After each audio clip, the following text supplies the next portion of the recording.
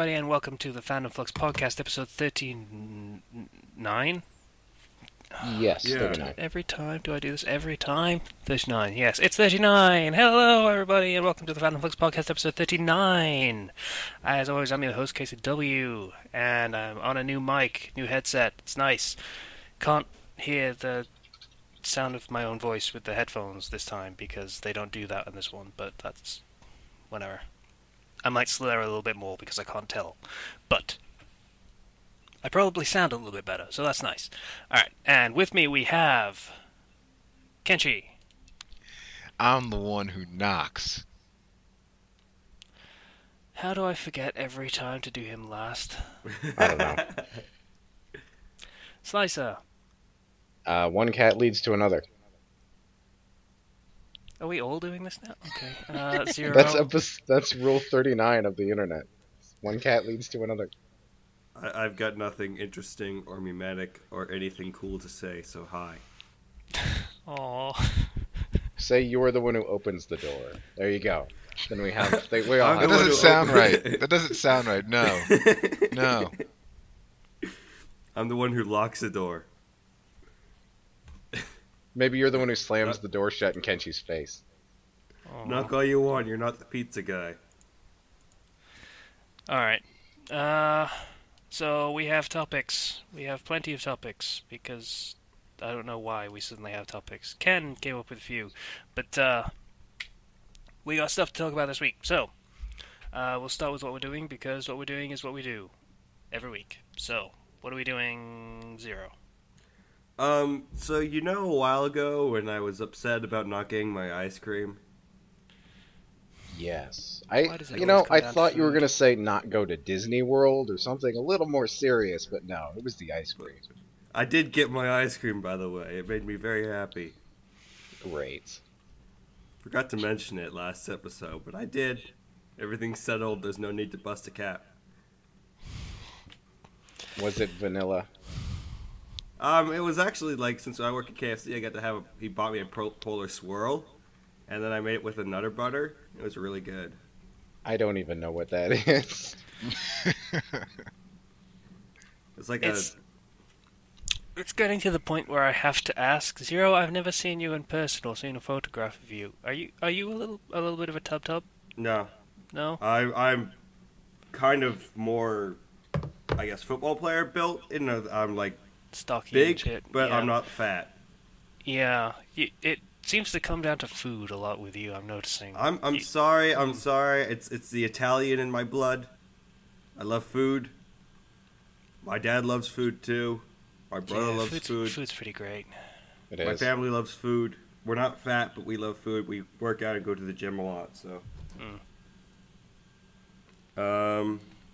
also, surprisingly, I got an email the other day saying, "Congratulations, you've been invited to join the Destiny Alpha trial thing." Oh, cool. I got a friend I who didn't joined even that, s- actually. He says good things about it. I didn't even sign up. I just got an email saying, "Hey, here's a code." Are you an Xbox Live Gold member? Or oh no, they do that on PS4, don't they? So Yeah, are you a PS4, PS Plus subscriber or something? yeah, I am. Yeah, that's probably why. I think it's Um, pretty random. So that's interesting. That's cool. I've never been picked for something like that. So I'm excited for that. You know why it is, of Um, course. Mm. Because you're famous because of this show. Yeah. yeah. All because of the show. Yeah, which means you should check it out so that we can talk about it on the show. hmm Yeah, sure. Another interesting note. Yesterday, I got done at 10. Normally, I'm supposed to get done at 10:30, but I got done at 10. Wow, A a whole super ahead half in hour? work. This is A super super- exciting.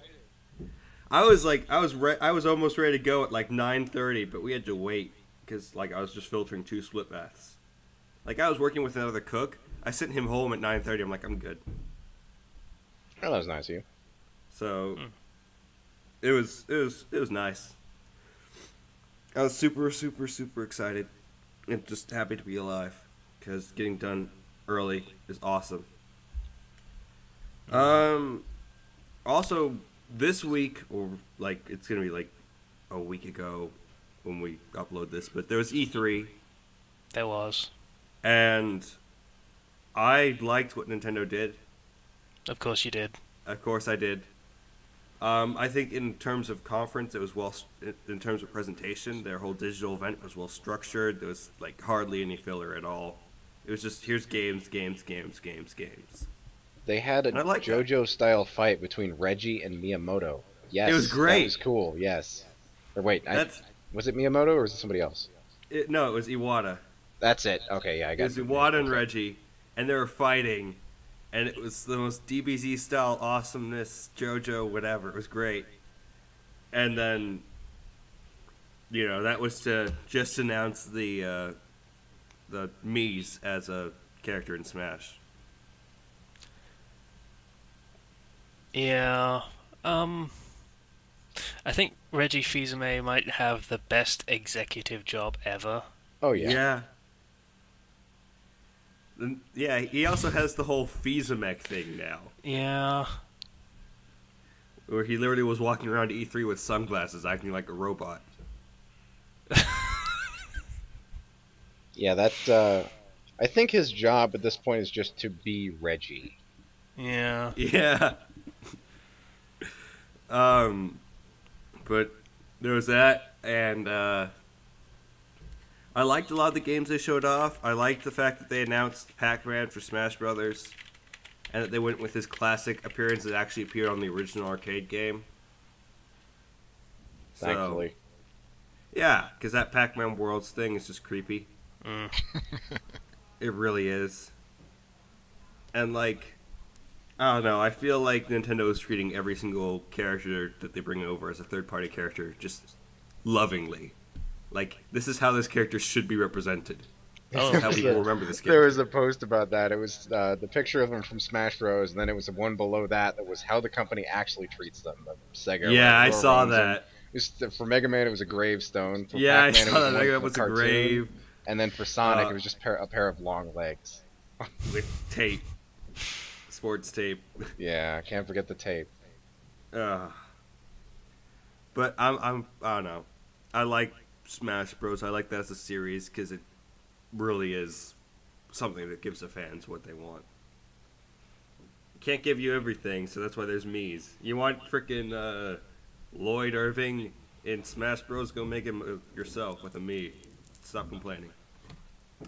I'm just That's utterly basically- shocked they don't have more DLC for that game. I mean, that's one of those you could just keep that game going forever with DLC characters.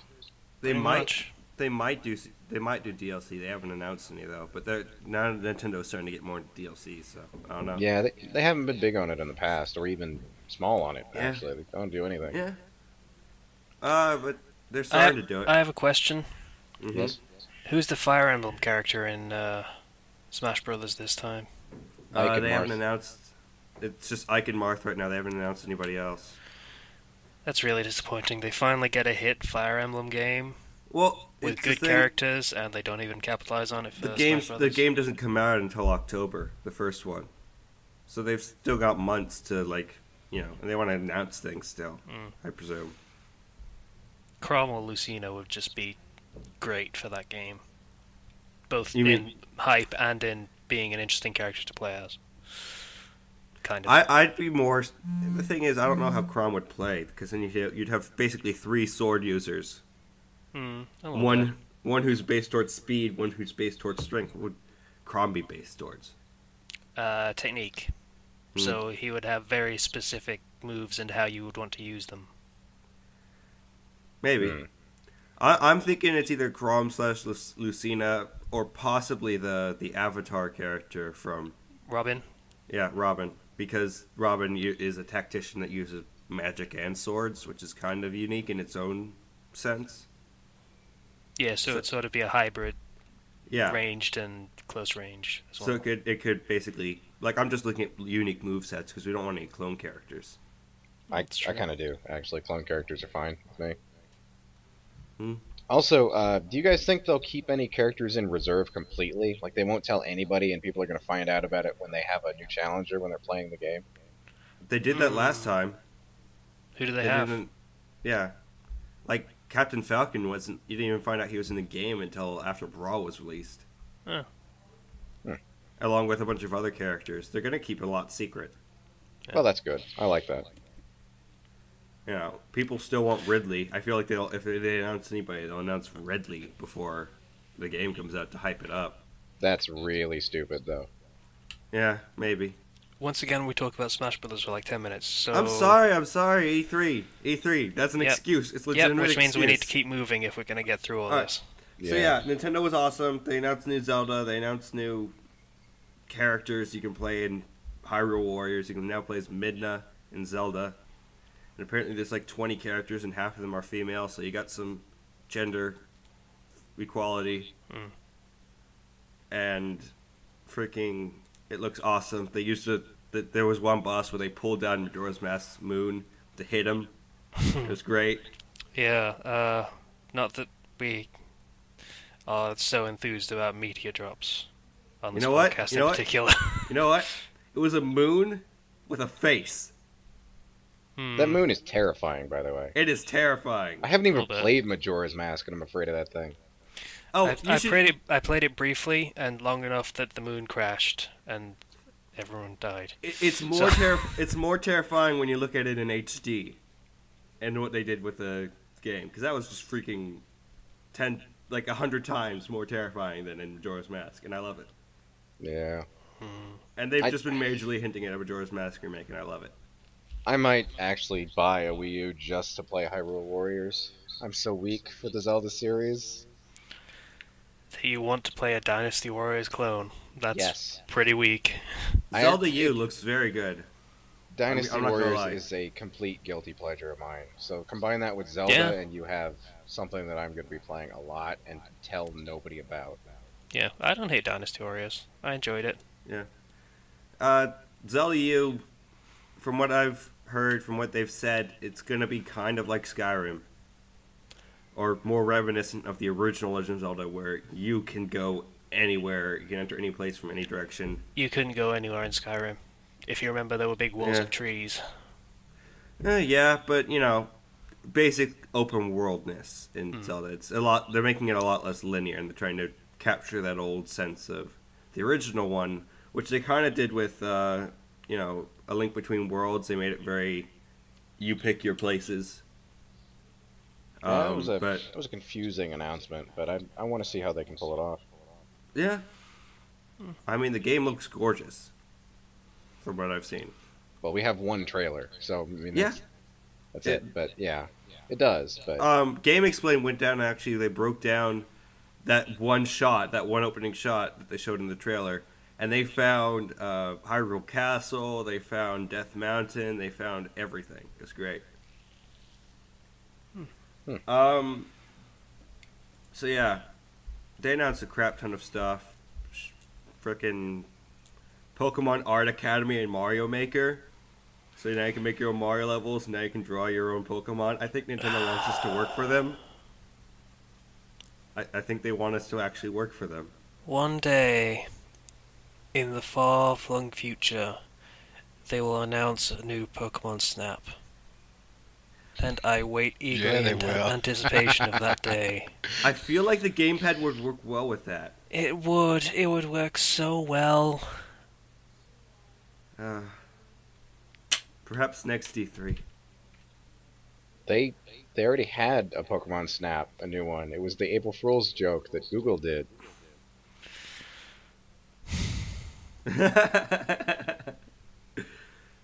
They also showed more of Bayonetta 2, and then they announced that it would be coming out in October, and they were packaging it with Bayonetta 1.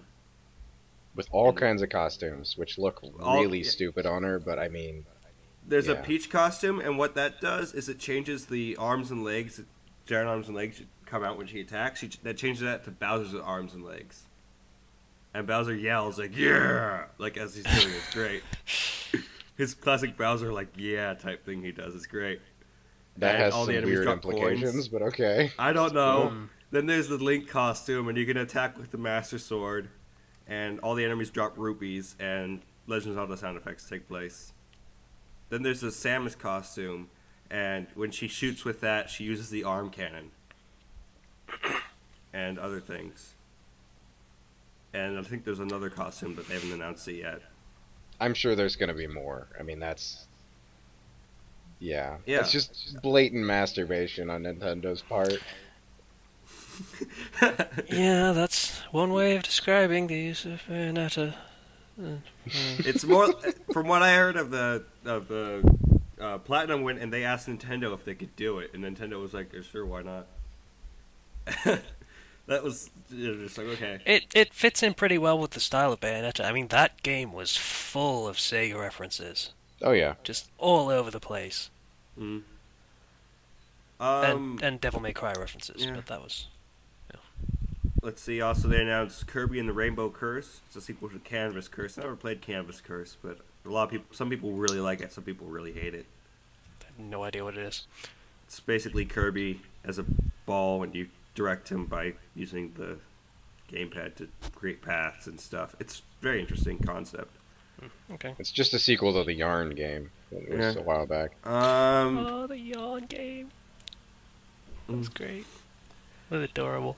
Yarn Yoshi, or Yoshi's Woolly World as they're calling it now. And that looks really, really good in terms of just the design to make it look realistic, like realistic yarn. Mm. So, there's that. Monster Hunter 4 Ultimate for 3DS. I'm not really a Monster Hunter guy. I might have liked that game, but I played it on 3DS, Monster Hunter 3 Ultimate. Mm-hmm. That game was not made for a portable console where you have a tiny, tiny screen. Mm. That is a bad scene when you have like 30 to 40 different stats and menu items and such on screen at any one time. Yeah. I imagine that must have been fun. hell in your eyes. Oh, it so very much was. I did not get very far in that game. People need to learn that small print is not a good thing for anyone. No, not really. Alright. Yeah. And also they announced Devil's Third, which is basically you play as a heavily tattooed guy named Ivan with a samurai sword and guns, and you go kill ninjas. It's great, and there's blood. So I love it. No More Heroes? It's kind of No More Heroes-ish, kind of, except there's more guns. A lot more guns. Mm. And rocket launchers. A lot of rocket launchers. Then they announced their kind of, I guess, foray into the FPS world with Splatoon. That's a third person. Or yeah, that's the thing with Paint, right? Yeah, yes. it is third person, but it's Wii U exclusive. And how many Wii U exclusive FPSs are there? Not many. It kind of reminds me a little bit of like The Blob, to be honest with you. Actually, it's a third-person shooter, not an FPS. I just said that, yeah. Yeah, sorry. Matzo also got kicked off Tumblr for posting art about that game. Yeah. Like, the second it came out, I saw people in the Twitch chat. Okay, like, we need to move on. We need to move. All right. Nintendo was good. Also, this week, my brother's doing football. He's trying out for the football team for freshman high school thing, and they're making him sell. And the whole football team got their stuff vandalized and everything, so they're making all their future players sell these coupon things. Yeah, I remember doing that. We had to go door to door doing that shit. It was awful. My mom's like, "Can you try selling this to your friends? You know, you all graduated from the same high school, right? And he's in your high school now." And I go to my friend and I'm like, "You want to buy this?" And he's like, "No, I hate high school. I hate that school. Why would I ever want to support it?" Like, What are they, like tickets to games or something? No, it's just like a pack of coupons. Yeah, it's probably for like a year. But I looked at the coupons myself, and I'm like, I don't like these deals. These are horrible deals for random places I'm never going to go to. They are. Yeah. They always are. Because they're I like sponsors. remember needing to They're do like that. places that sponsor the team and stuff. Apparently. I went to one of my friend's houses, right? And I'm like, "Hey, you want to buy this?" And his dad from downstairs yells, "No! We don't buy that." So people hate buying coupons. But yeah, the idea is that they mean you spend less money. Yeah, hold on one second. That was okay. Yeah, Yep. I vaguely remember having to do the coupon thing, but it never sold well at all. Alright, so sorry, my parents are talking to me. Ah. Because, yeah, they're leaving to go to Cabo. So. Okay. Yeah, so I'm gonna be at my house with my little brother and my grandpa for a week. Again. This sounds familiar. Yeah, except I got my little brother this time. I always get left alone. Right. Okay, other things. Yeah. Oh, Casey's probably gonna mention this, but we did do a second session of Worms. Yeah. Yeah. And So I we had, have I had 7, yeah. 8 games maybe in reserve? 5, I think. Ah, alright. Oh, in reserve, yeah, we've got 7. Next one's coming out So- tomorrow. Yeah, I've got those were some very interesting games. Yeah, I think I did pretty okay with the creation of game types for the most part. Some of them could have been researched a little bit better. Some There of was them. that one moment when I got that one item and you guys were like, no. Mm. we could Don't have spoil reacted it, better just to that, but we're not shut up. spoiling things. I'm not spoiling anything. I'm just saying there was that one moment when I got that one item and they were like, no. You won't know when that one moment is. No, they'll know. It's, No, they'll recognize what I'm talking about and they'll be like, oh. Anyway, moving on. Did you even win Moving that on. game? Nope. That's a God, I spoiler. didn't win. Oh, anyway. I don't think I won at all. Well, your fans will be disappointed to hear that. I have fans. Yes, all 4 of them. Yeah. Great. I get 4. You guys can't have my 4. They're mine. Oh. I'll take them out for ice cream later. I don't know. You win No, you ice won't. cream, I swear to God. It's great. Anyway. I barely ever eat ice cream, so it's good when I get to eat it. Like, I almost never eat it. So, yeah. Alright, I'm done. Okay. Slicer, you want to go next? I've got 3 things, and unfortunately, one of them is going to need to bring us back to E3. But it'll be short, I swear. It's, No, we can talk about it. It's just we should talk about it briefly so we don't spend like 3 hours on it. Yeah. On right. this 2-hour podcast. Alright, well, some Dark Souls-esque things were released, gameplay type footage, and it was dubbed Project Beast, and that was revealed to be Bloodborne at E3, and it looks good, but some of the things they're saying about it are worrying. Like, it's focused on attack instead of the careful defense that Dark Souls is. Yeah. Which is, I don't know. If it comes out on PC, I'm playing it. If not, I'm not getting a PS4 for it. It's a PS4 exclusive. Then I'm not going to play it. Because Sony's sadly. publishing it. That's depressing. Yep. Give me Well, money nothing and to do I'll with it. buy it and play it and review it for you. No. How about Yeah, somebody no. hires me first, and I will give you money, so you can, Mm. I don't know. Yeah. Fuck the job market. Jesus. Yeah. Anyway, next thing. I recorded the next 80% of my dagger run for Dark Souls, and the extent of my editing is when I get to the boss gate, I go through and I press F9, and that turns on fraps. And then when the boss is dead, or I finish talking, I press F9 again, and it stops the recording. Except I didn't press F9 one of those times, so my entire boss fight for the 4 Kings was nothing. I only recorded the run to the 4 Kings when I died a few times. Whoops. Yeah, that's the only boss it happened for, thankfully. But, so yeah, I just have a little title card joke instead of the boss fights. Mm. You actually put any of that up yet? No, sadly. I had some other issues with it, and so I gotta make a few new parts and then compile them all together. Oh, okay. Oh, right, the bird thing. The guys wanted me to talk about this bird thing. As you'll notice, last week, the birds were outside my window. They were very loud. Oh, the birds. I had actually tuned them out and not noticed them. And so this week, I wondered why they were so loud, and it's because they were trying to nest in my air conditioner. So, yeah, I didn't want them there, and I'm already freaked out by birds because a few months ago, if anybody remembers, I was sick for a very long time.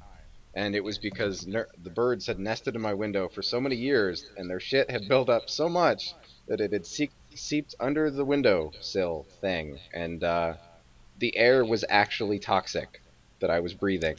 And Wow. yeah, my Yeah. room had to be quarantined for a few days, actually. We sealed the window shut and everything. So now it's very, very clean. And that is the extent of the story. I'm better Mm. now. I'm not coughing, and I don't have any serious permanent things from it, thankfully. Wonderful. Mm. Gross. Birds suck. Toxic air. Toxic poop air. Yeah. Wonderful. Yeah, just a service warning. This took like 9 years to build up. So, I mean, it's not something you really have to worry about constantly. I'm just paranoid now. Yeah. Birds are cool when they're at a distance, Yeah. usually. The singing can be annoying sometimes. I'm pretty sure I'm gonna need to get a shotgun out at some point. Just Dude. to get them away from my window, because they will not leave. I've actually had to go kick the side of my air conditioner, which would not. It's like bolted in and everything. It's not gonna make it fall out, but because I can't just open a panel and shoo them away. So yeah, Mm. yeah. We have a lot of birds out here, so it's not like I'm shooting endangered species or anything. It's just, you know. Yeah, Slicer has a colony of whooping cranes that sit on his windowsill. Yeah. A lot of very territorial birds around here. Pigeons being the main ones, but there's these black ones with the red chest, and I forget they're called, but they're loud. Fucking Anyway. pigeons. That's my week, and my few months ago, I guess, since the bird pooping thing is not recent news. It's just related, I suppose. I have a weird love-hate relationship with pigeons. Who loves pigeons? Well, I assume you guys have pigeons that just sort of flock around city centers because, you know, there's people and they throw away food and stuff. Yes? Not to a large degree, but yeah, I have we more have them every crows once than in a while. pigeons. Crows? Yeah. Seriously? Yep. Okay. But yeah, the Hanley City Centre, just filled with pigeons. And it is so entertaining to just charge into a, you know, just sitting flock of them. And just watch them all scatter into the sky. It's pretty amazing to watch. You were a child. I would totally do that. Yeah. It's fun. But there's a fucking lot of them. A lot. And Hence you are where the hate comes from. Yeah, you are constantly in fear of being shat on, which has happened to me before. So, yeah. Pigeons are awesome. They're also really disgusting, and I don't want anything to do with them except to scare the crap out of them. Yeah, there was Figuratively. there was a thing. Well, literally, like, on other people. Not me. like sometimes I would walk home from high school, and if I was currently beefing with someone, there was a bunch of in the springtime. There was a bunch of birds, and the trees were all leafy and green. You couldn't see them, but you could hear them. So what I would do is if I saw there was a rock, I would pick up a rock or a handful of rocks, and a tree I knew was filled with birds because it was loud, especially loud. I'd wait till someone got underneath it, and I'd throw rocks up into that tree, and they'd fly out and shit all over whatever was underneath the tree. Mm. Yeah. That seems like a bad idea. For who? You. Why me? Were there crows there? Because they remember who pisses them off. Yeah. Also, a little bit territorial. Well, I was never attacked. Surprisingly. I was never attacked, so. Told you we got more crows than pigeons, so they probably were crows or something. Oh no, it's ravens that remember, not crows. I think. ravens technically are crows. Oh, all right. It's a subspecies, I believe. Actually, same word used to describe both in Japan. Ah, Yay. Karasu means raven and crow. They don't differentiate between them, for whatever reason. Anything else, Slicer? nope, that's it. It's I've been trying to download a bunch of games all week, so I haven't had a chance to really do much of anything else, with my connection being mostly devoted to that. Yeah. I've gotten 1 out of 4 games, and that's only at 75% after a Wow. week. What games? Anything good? Saints Row 3 and 4. 3 has all the DLC, Dead Island Riptide, and Walking Dead Survival Instinct. And Bioshock Okay, 1 that's and 2. good, good, bad, bad. Yeah, the last 2 are, I want to experience them. I know they're bad. I'm going to be, even as low as my standards are, I'm probably going to be disappointed. But I just want to play them for, yeah. And I need the 2 Bioshock games because I don't have a working Xbox anymore, and I need them on the computer for that. But I need to play them to research some stuff for a story I might write. Wait for like 2 weeks. Why is that? Steam sale.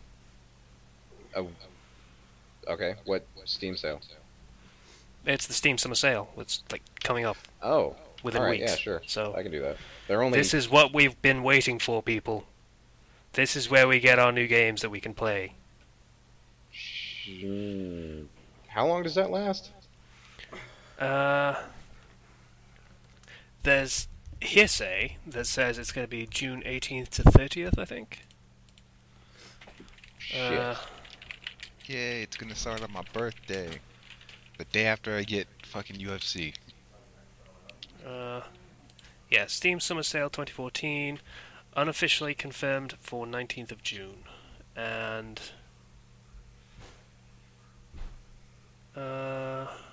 doesn't really say when it ends.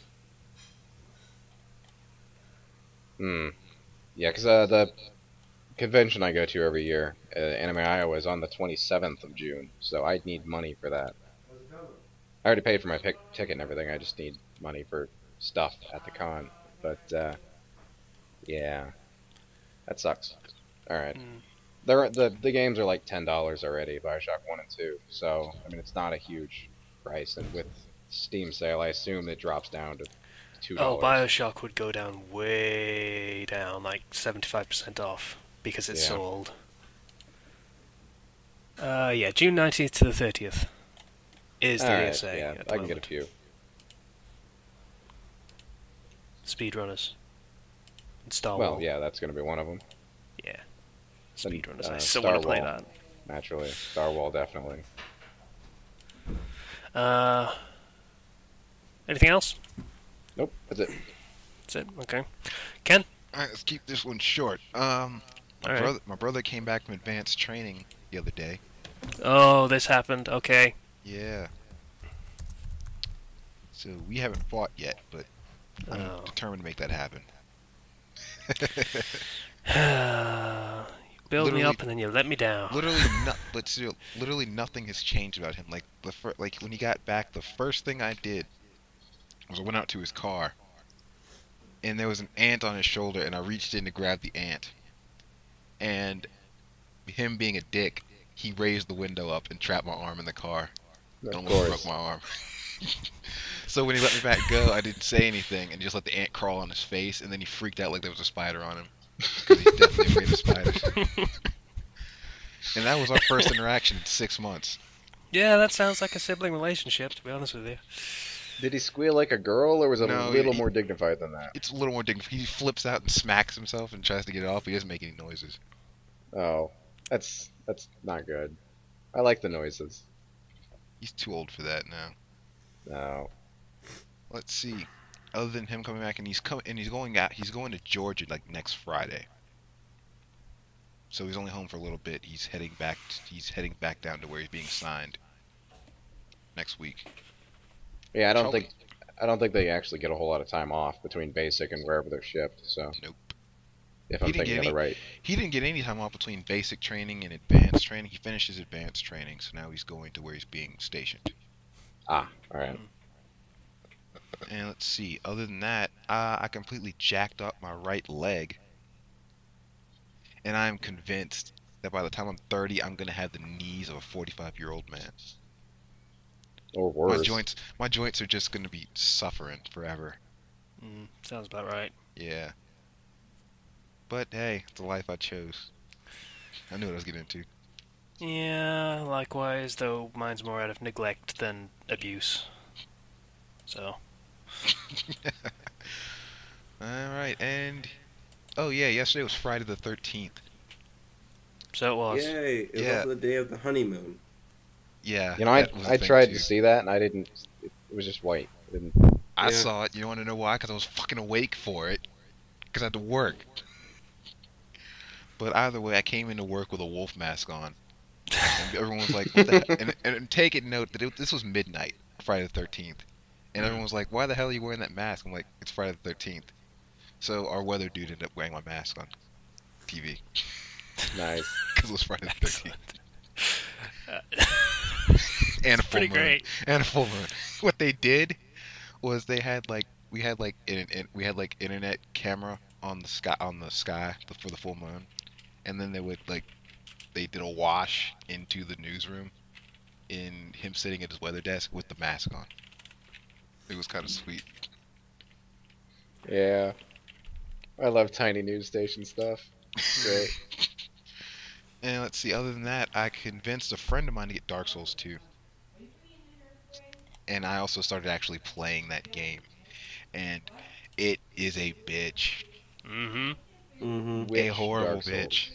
2. Okay, I thought you got him to play Dark Souls 2, No, and yeah, you played 1, so no, you'd we have both warning. got 2. I had to, but I hadn't really sat down and played it until recently. And fuck that game. Mm-hmm. But I can't stop. Yeah, Mm-hmm. yeah. I'm pretty much fully undead at this point. I'm not using a human effigy until I get to a boss fight. But Yeah. Yeah, no, that's- there's really no reason to do that. They're pretty plentiful, despite what everybody says. Yeah, eventually, I can't remember where it is, but there's a ring that halves Yeah. the health reduction that you get from Ring of being Binding. undead. Yeah, It's right outside the Blue Cathedral, in the I'll Tower of remember Flame. yeah, outside the Blue Cathedral Tower of Flame. yeah. 'cause but I'm it's a at place there. that you'll get to soon. It's Hyde's Tower, I think, actually. or Yeah, something like that's that. where I'm outside of that place now, fucking with the giants. Fuck those giants. I can't figure out their hitbox. I figured them out, but there's this like big gigantic temple with like 3 of them inside, and I have to fight the gigantic one with the sword first. The other 2 won't fuck with you Oh, until you yeah. kill that one. And Yeah, no, you run back to the where you fought the first one. That's how you do that fight. Yeah. I did that, and you still killed me. I don't understand, because if I remember right, it's like that's the exact same one as the first one you fought. No, It's different. that's the two-handed Claymore one. Yep. The first one is sword and And I shield. beat Second one is a him mace one that doesn't respawn but drops Saint's Ashes. Third one's a shield. Two-hander. Then You the know- 2 that attack you after the first one are shields.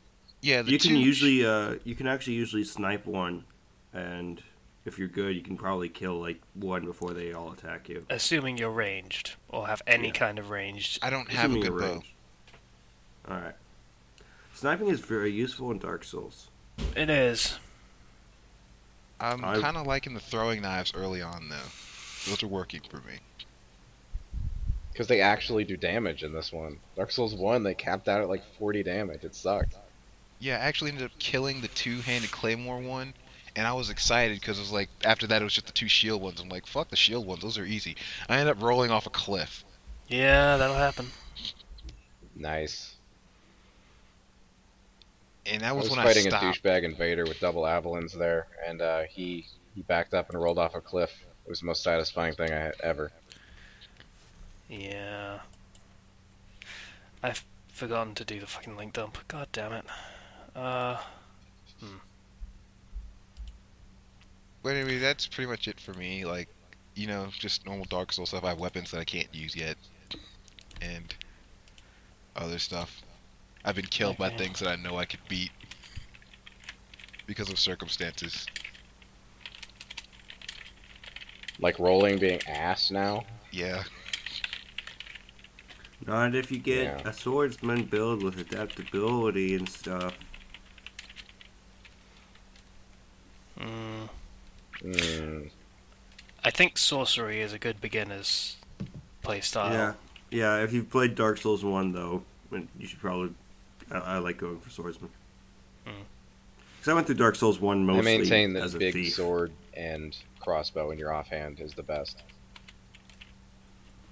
I like playing as a thief character in Dark Souls, so... Yeah, me too. Unfortunately, my thief character ends up using a rapier because I love rapiers, or rapier, as the French call Ricard's them. rapier. Yeah, that's such a good sword. But, It's great for PvP. Put, like, bleeding or something on that, or, like, other status effects on that, and then the, like, strong attack hits them, like, 6 times in, like, a second. problem with And rapiers, inflicts though, it. is that the fucking hit area on it is so small that it makes fighting anything that isn't player size really a bitch. That's why, as a swordsman, I use a black steel katana and a rapier. And a rapier you pretty much can't use in free aiming. You've got to have lock on, or you're just not going to hit anything. Yeah. So black steel katana is what's, is there for that. I love Dark Souls. It took a It's while. fun. It's It great. really did take a while. I played like 6 times and I fucking restarted like 6 times and eventually it just caught and it's so great. I fell in love with Dark Souls 1 instantly. 2, I'm still iffy about, honestly. I've gotten to the point where I'm proficient at it, I guess, to almost as good as Dark Souls 1, but it's just not as good. The game isn't as well made. It's not great. So I don't like it as much. I think there's a better sense of progression in the first game. There is a set list of things that you need to do before it lets you just sort of go wherever the hell you please. Whereas Dark Souls 2 just says, okay, go, more or less. Pretty much, And, yeah. It doesn't work as well. Well, but still, both are good games. Yeah, and I'm pretty much done. That's pretty much my week.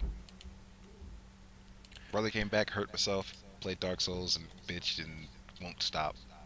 That's it. One thing I was going to mention, I cleaned my PS2. Wouldn't you believe it? It's my old one that works when you clean it, not the new one I bought. That was, yeah. Anyway, so I started it up. It played the game. I got past the menus after the loading screens took weirdly long for Final Fantasy XII because I wanted to replay that one for a while. Yeah. And the game worked for 45 seconds. It was And the then game. I got a message saying my PS2 could not read the disc. The actual And I'm like, disc. ah, shit. So I set my controller down, and like 15 seconds later, the game started again just fine, except for it was paused. So I unpaused it, started battling. 45 seconds later, disc cannot be read. It just kept doing that. I thought maybe it was just that area, but I got out of the starting area and into the main town, and it just kept doing it. So, yeah. I'm gonna smash this thing with a hammer. I swear to God. Is it the disc or the I ordered game? a new one, Or the so the PlayStation? silver one this time. No, not the disc. The disc is fine. It's the PS2. Film it so we can put it on the channel. Anyway. I might actually. We have a really great camera. Don't tempt me unless you're actually going to do it. Sure. Yeah, I could do that.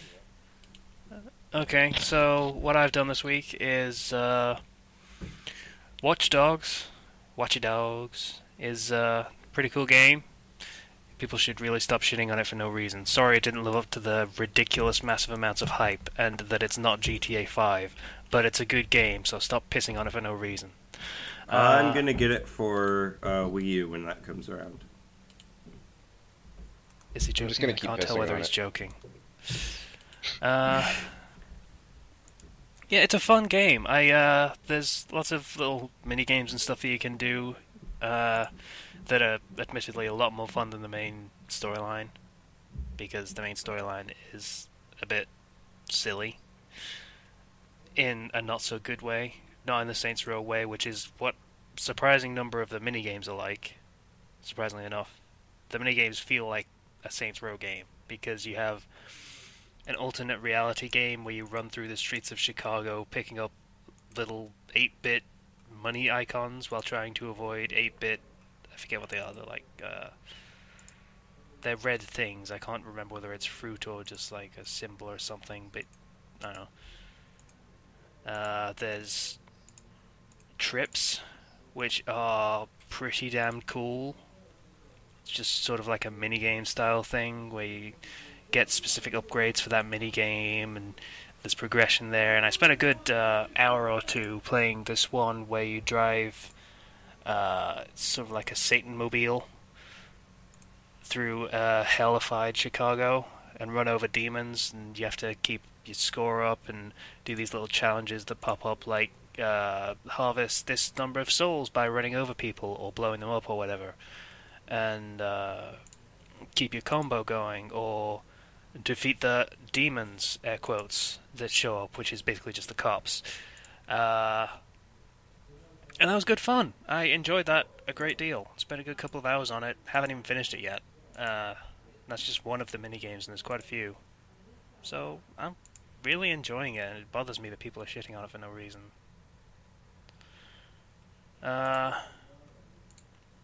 As somebody said, I think it was Zero, we did a Worms Let's Play again. We've got another 5 episodes of that to go. A lot of them were custom games that we made. The first one, not much of a spoiler, was just getting rid of the bazooka so that we don't have boring, oh, I'm just going to shoot you with the bazooka and do 50 damage every turn gameplay, because that's boring and not interesting to watch. So, which was weird because we didn't use the bazooka a whole lot. I don't remember. Yeah, but it was too much of a safe fallback option, and you don't want those when you're making funny stuff. It was, actually. To be fair, in the game when we were playing, it was like you really start feeling the bazooka not being there. Yeah, you do.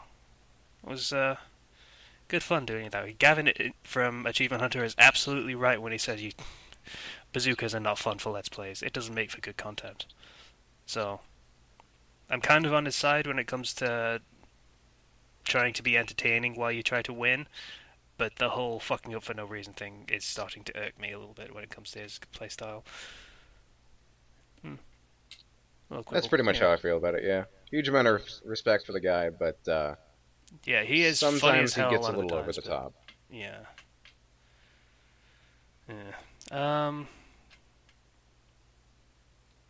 Yeah, the Jeopardy one in particular was just kind of bad. I mean, me and Jack are neck and neck. It's actually kind of a close competition. Hey, the supposedly stupid one might actually win. I'm just going to bet all of my money for no reason. Yeah, that really bothered me, because obviously he lost, and obviously that meant there was no competition anymore. So it was just like everyone in the Let's Play checked out because of it. It was pretty bad. Oh well. Never mind. So the Skyrim thing that I was doing. Yeah. How did that turn out anyway? I mentioned this. I know you kind of lost week. all of it, but I pretty much lost everything. Yeah. It wasn't a problem with mods and stuff. I still don't know whether that would have worked out. Whether it all goes into the save game or whether that's in the mods files for the journal mod. But it didn't really matter because I hadn't had cloud saves activated. Oh. Yeah. that's something you can turn on? Yeah, you can have cloud saves. I think it's on automatically. So whenever you leave a game, it'll just upload all your saves to the cloud. And yeah, that meant all of my saves that I was relying on for the game that I could just download again, yeah, they were gone. So I lost everything, had to start over. But I did start over, and I think it came out better for it in the end. The main character has a lot more character. I did some somewhat interesting stuff. on the side. Probably not as interesting as some of the stuff I did the first time, because running into a bandit fort in the middle of the road and having to try and get past it is kind of a fun little story intermission thing going on. That was lost, unfortunately. Never mind. Yeah, that was definitely a really big moment, but I still maintain that the reason it's better is because, like we constantly talk about, you went into it knowing this time what you were doing to an extent. Mm-hmm. Yeah. Oh well. And also, once again, going back to E3 briefly, Far Cry 4. That looks like it's going to be a good game. Looking forward to that. What? I want it. Yeah. Yeah, it looks fun. I did really enjoy 3, even if I hated the main character because he was a bitch, but at least he was a realistic bitch. Mm. Yeah, he was pretty much supposed to be a bitch. So. Yeah, that looks good. And I'm getting sort of a... I'm not entirely sure what the protagonist and the other guy are supposed to be relationship-wise, but I'm getting sort of a weird father-son vibe thing from it. And that it's supposed to be like, oh, your dad's kind of an evil dick, and you have to decide whether you're going to follow him or try and overthrow him or something. That's... I feel like that could be an interesting plot. That's what video games need more of, moral choices. It feels like it could be an interesting plot, and I'm very much looking forward to seeing what they do with that. If that's, in fact, what it is, I honestly have no idea. Because they didn't really go into much detail, other than this guy seems to know you and is very excited to be spending time with you. And he also just stabbed a guy in the face. So, Yay! You're in his good graces! yeah, that's an upside. Right? Just don't do anything bad or he'll stab bodies. you too. Yeah. He stabbed your friends, he stabbed his own men, and then he's calling you a friend, and he's pulling you around in a hug. Yay. Yay. Yeah, Getting out of stabbing range real quick would be pretty important, I think, in that scenario. Yeah. Alright, that's all I wanted to talk about. I don't really have anything else at the moment. So, Alright. Bleach. Oh, Oh, you got something to say? real quick, just so you guys stop asking questions about what I look like. There you go. Change my profile picture. No, you didn't. Ah, It's not registered. alright. Oh, there you go. You look like a white dude Yeah, I do. that's about to cry. Only reason I'm wearing this shirt right now. You look like you're about to cry. Yeah. Yeah, I do. I have contacts in, so that means I look like I'm about to cry. Oh, okay. I can't see him. But yeah, I'm wearing a freaking weird shirt right now because it is a button-up shirt and that is loose. And sometimes when I go to sleep, I like to wear a loose shirt because it makes sense. And Okay. I literally just woke up and started the podcast, so yeah, there's that. This transfers over real well to an audio format, by the way. Yeah. Yeah, you're gonna have Yeah. to send me that picture so I can put it up and put it in the link dump. No, maybe. You're the one who said it on air, so Yeah. you have to now. Kind of, throw this Yeah. on yourself. If I can send that picture, I will. But I'm just saying, I look like a white dude. I don't look Pretty like a much. fat white dude though. So when I talk about food, don't get any ideas. Okay, so Bleach. I honestly forgot everything that happened in Bleach and Naruto this week, so I'm basically looking at this with fresh eyes. So, someone want to start us off for Bleach? Alright. I like Burner Finger Dude. I really do. Oh, yeah, Butterfinger. Did I read Bleach this week? Shit. No, I didn't. I never Yeah, got the email for it, so I never got around to doing it. I'm pretty sure you did because you told me to read it or something. I think that was you. I like this. I like this sentence. It's insulting that you think one burner finger is enough to take each of us out. And They're girls are taunting saying us it. with the hot fisting. They're Oh, taunting us with okay, that move. yeah. That's got to be what his final move is.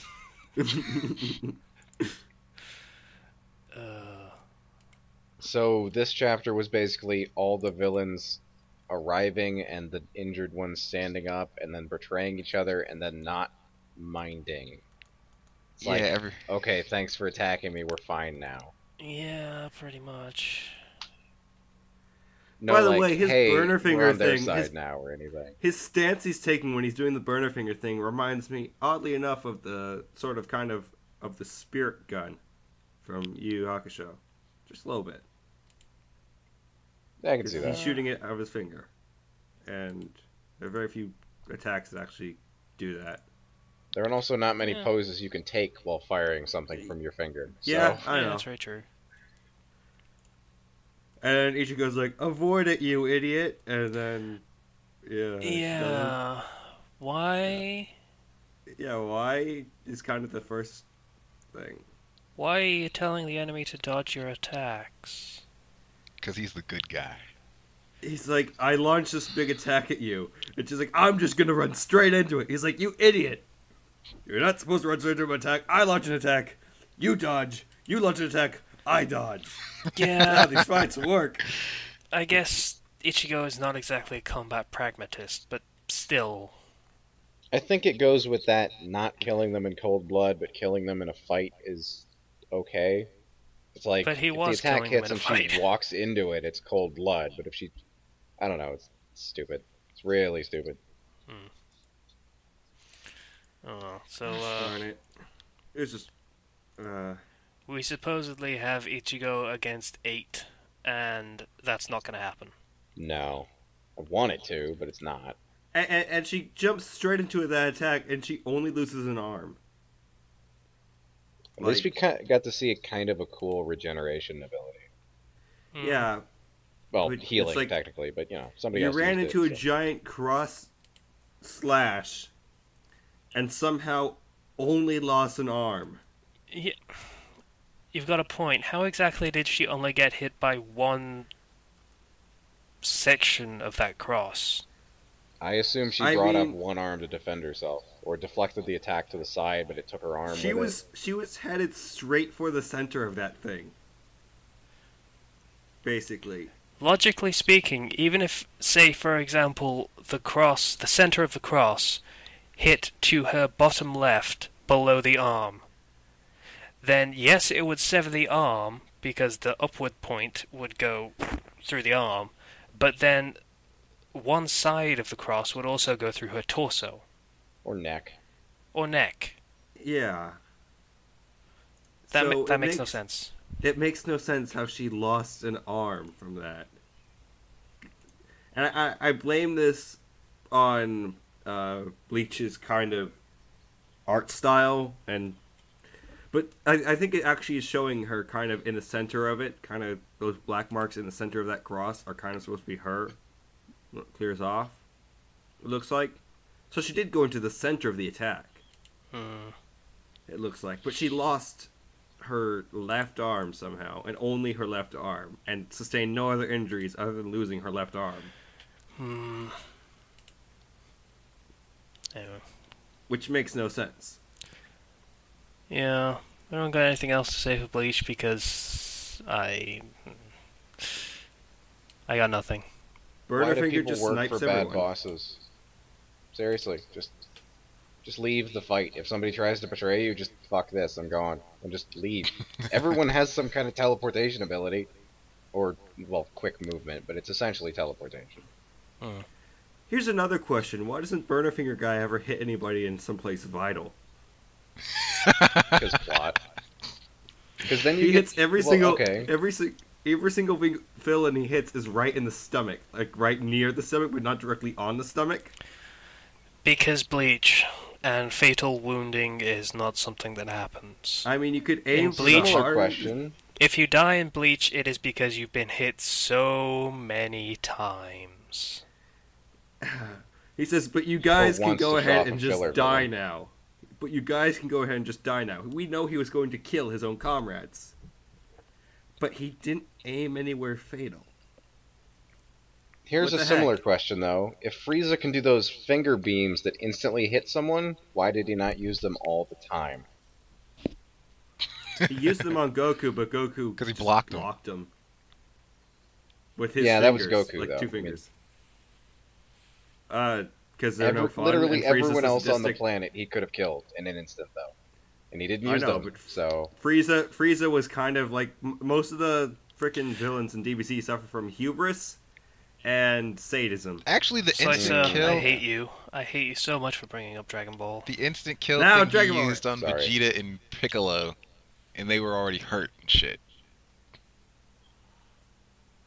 Vegeta was pretty much dead at the point he used it on him. Can we move on Pretty now, much, yeah. please? Please. Sure, I don't sorry. know if it's a kill move anyway. I blame All really right, bad moving- Dragon Ball fanfiction, which I'm still unfortunately reading. There are some really bad. Stop it. Sorry. So, I'm already done. I had to work my way through the last of my fix and waiting list. okay.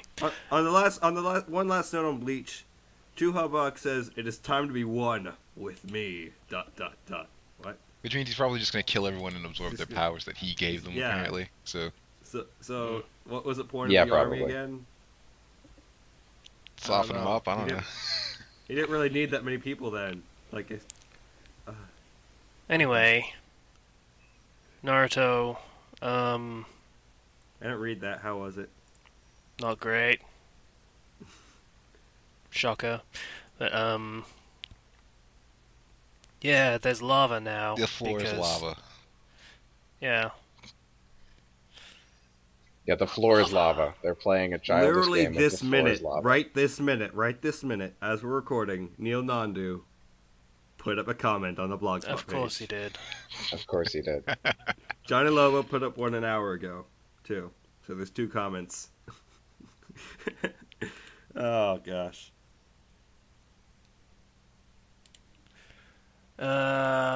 Right.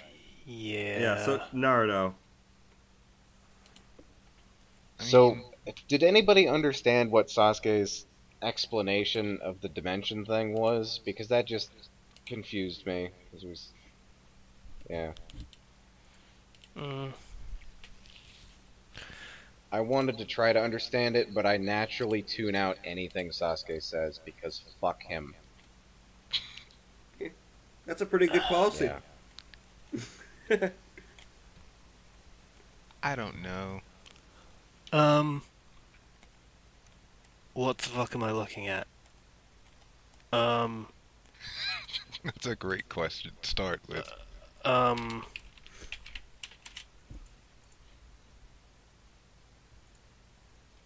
Alright, Shit. My voice is about to get real robotic. I just accidentally opened Chrome.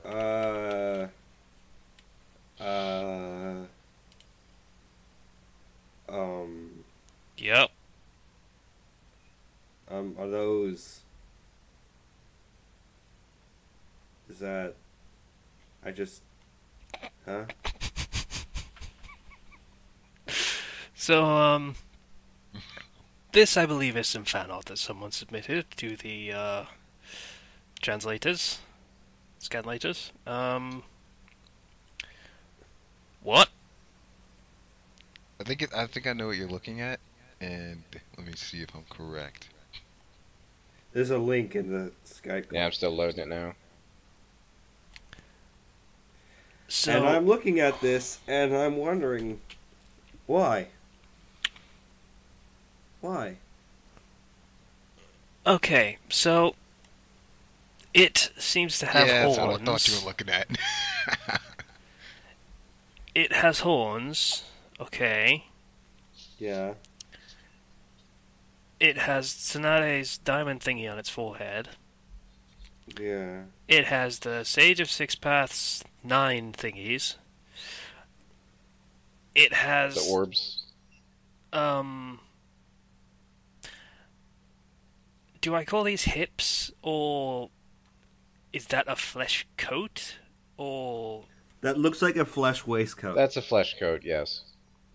Flesh waistcoat. It looks like Saiyan Hangs armor, around to the be waist? honest. Made of. Yeah. So, If anybody remembers the Saiyan armor, where it's like the flap things on the side of the waist, yeah, yeah, And- that's what and- it is. Yeah, made of and skin. and are those like pecs that it has, or Those are I don't boobs, know. Zero. Those are Yeah, no, those are boobs. that's what I'm thinking. That's what I'm thinking. But it doesn't look like a girl. It looks like those Like aren't even Shrek? like. Yeah, Yeah. it looks kind of like a. What's the name of the really creepy mythical creature that fucks everything? The goat man dude. Satyr or satyr or something. It looks like one yeah, of those. And it's really fucking disturbing to look at. Eh, eh. Yeah, that's... Having studied this image that's so hard, especially I'm kinda actually weird right there. feeling not so hard at the moment. So we're just we're just gonna move on a little bit. I'm going to this guy's DeviantArt page. Go ahead, please enlighten us as Why? to Maybe he'll explain it as to what Why? the fuck that is. what occurs. Oh, fucking hell! I want to find out what this is. I don't like. There's probably a title for this illustration. Probably. Right. So the extent of this chapter was basically them being transported to a unique dimension, Naruto or Sakura and Kakashi nearly dying because they fell in the lava, Sasuke summoning a bird and Naruto landing on it, and then Sasuke making some explanations about the universe that they're in now. And I Naruto can tuned it fly. out for reasons that I already made clear. Yeah. Sasuke and Naruto are not expendable and such, but everyone else is. But Naruto's the hero, so. You want to know what this person calls this picture? Not especially, but enlighten us anyway. Sage Mode Sakura. Oh god. That makes it even worse somehow. That's what I assumed it was, but The first comment says, "Oh wow, this is just gross," and he responded, "Aw, thank you." I'm gonna have nightmares for weeks thanks to this. This person, by the way, also draws Kill la Kill, Korra, and I'm scared now. I don't want to look at this. Why am I looking at this? Are they This is a bad are they idea. feminine and good looking, or are they equally terrifying? Don't go to his DeviantArt. Well, like I said, answers that Don't question. put that in the link dump. I'm not. That one picture is going in the link dump. Everything else is just at your own discretion. You can look that up. A lot of his stuff just looks really We're not linking weird. that. You gotta find it yourself. Mm. Not Like, gonna it be worth looks the effort either. really weird. Okay, so back to It's Shrek. Seriously, it's Shrek. the chapter. That's it. Why did I do that? So something happened to Obito, I think, because Kakashi's apologizing to him or something. it's because he was about to fall in the lava, and the only way Kakashi could stop him was by throwing a kunai at him. Oh, and stabbing Oh him right, down I'm not in even the paying water. attention as we're reviewing this chapter.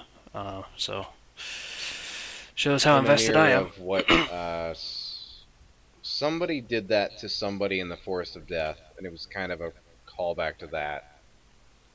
I forget Okay. who though, Sakura but I'm going did it to to stop assume it was Naruto from Kakashi falling. or Sasuke to Naruto because of the overlap between Sasuke being like Kakashi and Naruto being like Obito. I'm still over okay. here crying over those mental wounds, so I'm sorry. I'm not paying attention. I've been on the internet so long that doesn't even. No, I don't care. It's like he Doesn't tries to faze draw me. girls. It's like he tries to draw girls, but they don't look like girls most of the time. Okay, we're gonna have to move on. So also because of time, we're moving on. Anything in the chapter that's interesting? No. Sasuke has a speech about how he and Naruto aren't expendable, but the others are. And Naruto's like, yeah, I understand, but I don't give a shit because I'm the hero and that's how I roll. And He can callback. fly now too. Oh yeah, and Naruto can fly. Because...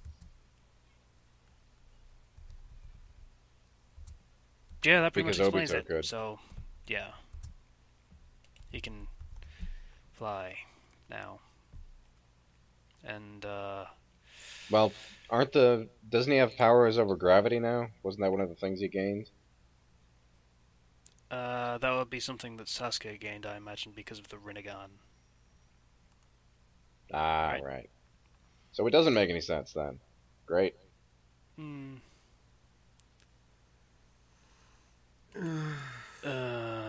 I would like to move on now. How about you guys? I'm trying to find anything interesting that happens in this chapter that is not really dumb, but we are still dealing with stupid bitch what's-her-face who has no place in this story, and that just means by default everything is dumb. Everything Takuya is proving really herself to dumb. be a very basic villain by just gloating, doing nothing but Mhm. gloat. Gloat, The gloat, gloat. Hokage are doing Nothing. something. Yeah, it's not really revealed yet, I believe. Yeah, and it's not really revealed why they weren't caught up in the... Because they're all dead. Oh yeah, that makes sense. Kind of. Not really, but yeah, I'll buy it. For the sake of moving past this shit, I'll buy it. Fucking... This is pretty much what I sound like when I'm actually reading the chapter, by the way. I am actually looking at this with fresh eyes.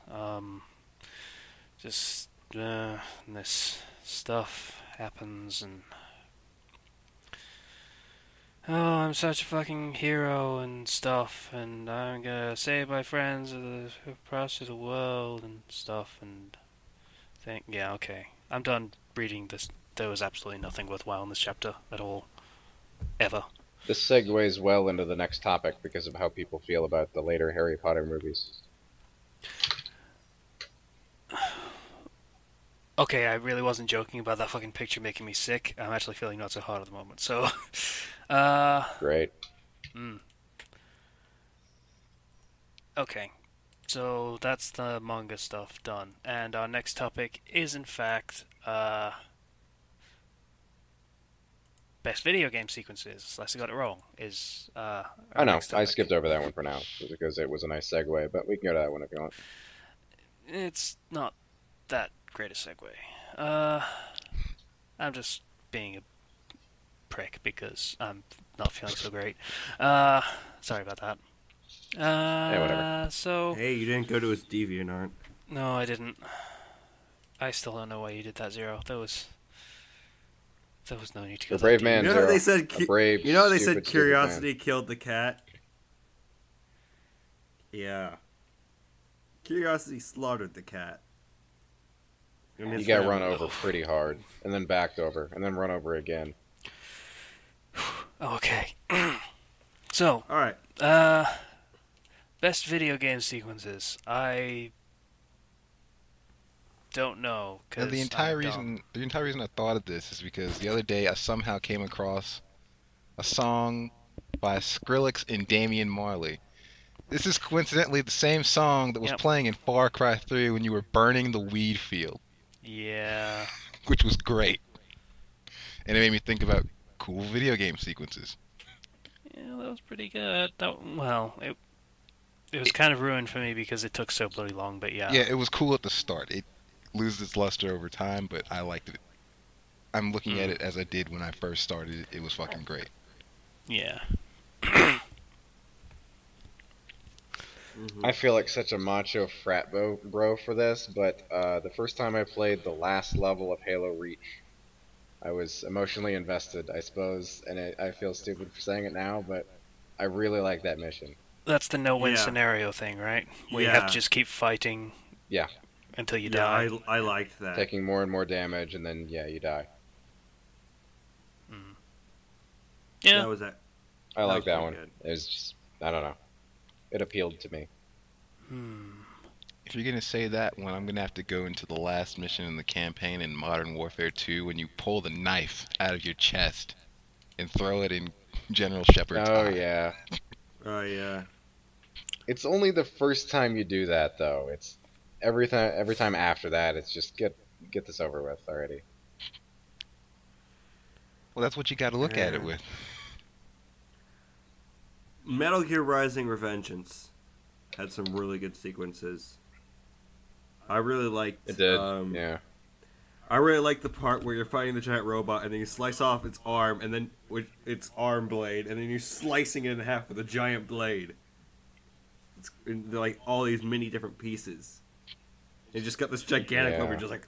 It's great. I'm just gonna have to listen to this entire podcast again so I can note down all the links. Oh well. I forgot to do it again. Oh well. Yeah, I've always preferred the "don't fuck with this senator" moment. It was great. Yeah. I think I butchered that quote, but it was just, oh man. Yeah, University of Texas. America. Nanomachines, son. I really liked actually the in Metal Gear Rising: Revengeance, the fight against frickin' I can't remember his name. The other guy with the red sword. Sam, yeah, because that was just a straight up sword fight. That was a straight up sword fight, and that was good. No complicated stuff. Deadly Premonition. This is going to be a weird shout, but when you find out who the killer is, and the first killer, not the second one, and actually, I tell you what, there's two in Deadly Premonition. There's the first one, which is finding out who the killer is, and it's all pretty normal-ish, plot-wise, for the most part, and then all of a sudden, the killer turns into Blanca. Yeah. Yeah. It really is Blanca, isn't it? Yeah, pretty much. Just giant, muscly green guy with DBZ hair, glowing white glowiness for hair, and yeah, that was pretty special.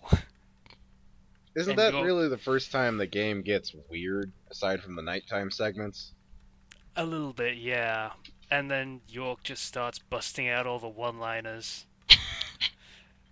Like, fucking, you belong in a zoo, the Hollywood Zoo, or something.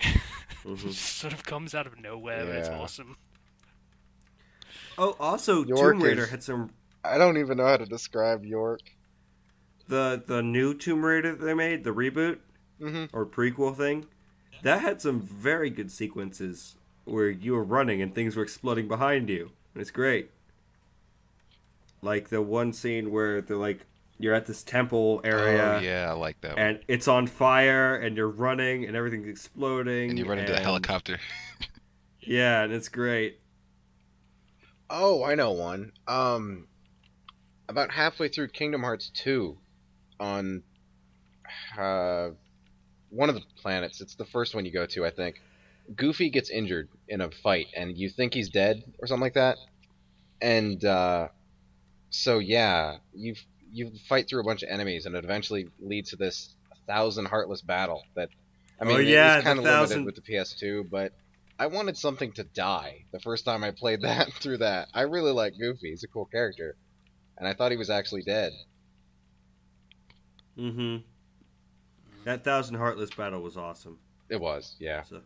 Even if most of them were just like pseudo 3D models, like Doom style. Yeah. But, you know. Or the part in Kingdom Hearts 2 where you're on the mountain and basically he sends down, like, Shan Yu sends down all of those Heartless and you're just surrounded in basically an arena of Heartless, killing more Heartless. It's the same type though. It's just those flying ones. It's the same ones. type. So that lost its effect on me, but it was a pretty cool one, yeah. When you fight Sephiroth from Final Fantasy VII, the what? Another thing in Kingdom Hearts 2 when you fight Sephiroth from Final Fantasy VII. I fought him once and got my ass kicked, and then came back at level 99 and destroyed him. It was great. The second Deadly Premonition one is a bit more subdued, but still an amazing sequence just for atmosphere. When you're in the flashback sequence, playing as the Raincoat Killer in the 50s. Yeah. And it's just, it's sort of the reveal that the Raincoat Killer was sort of sane during that sequence. And he's spending all of his time cutting through the civilians of the town who have gone completely nuts and are trying to kill him, so you can get to the clock tower, and it's raining, and there's Amazing Grace playing in the background, just a complete a cappella version of Amazing Grace, and it's pretty fucking beautiful. It is, Surprisingly enough, and it's a really effective sequence. If a bit of a pain in the ass if you don't realize that you're timed. So yeah, that's the other Deadly Premonition one. Deus Ex, the first one, has a... Not sure whether to call it a sequence so much, but it's probably one of the better and most interesting moments of the game. It's entirely optional. There's this one room in an Illuminati base that has an AI called Morpheus in it. Mm-hmm. And pretty much the entire game is a debate of philosophies on how the world should work and such things. And secrecy, and whether the ends justify the means, if it means that the people are safe and happy, such things. It's secret societies trying to rule the world. It's And a really deep game, yeah. Kind of, yeah. And you just spend half an hour, you can just spend half an hour just talking to this AI about philosophy. And it's all really well written and detailed, and has interesting philosophies behind it, and it's just something that you never see in games. Just Or you can blow it up. Or you could do that, or you could kill it.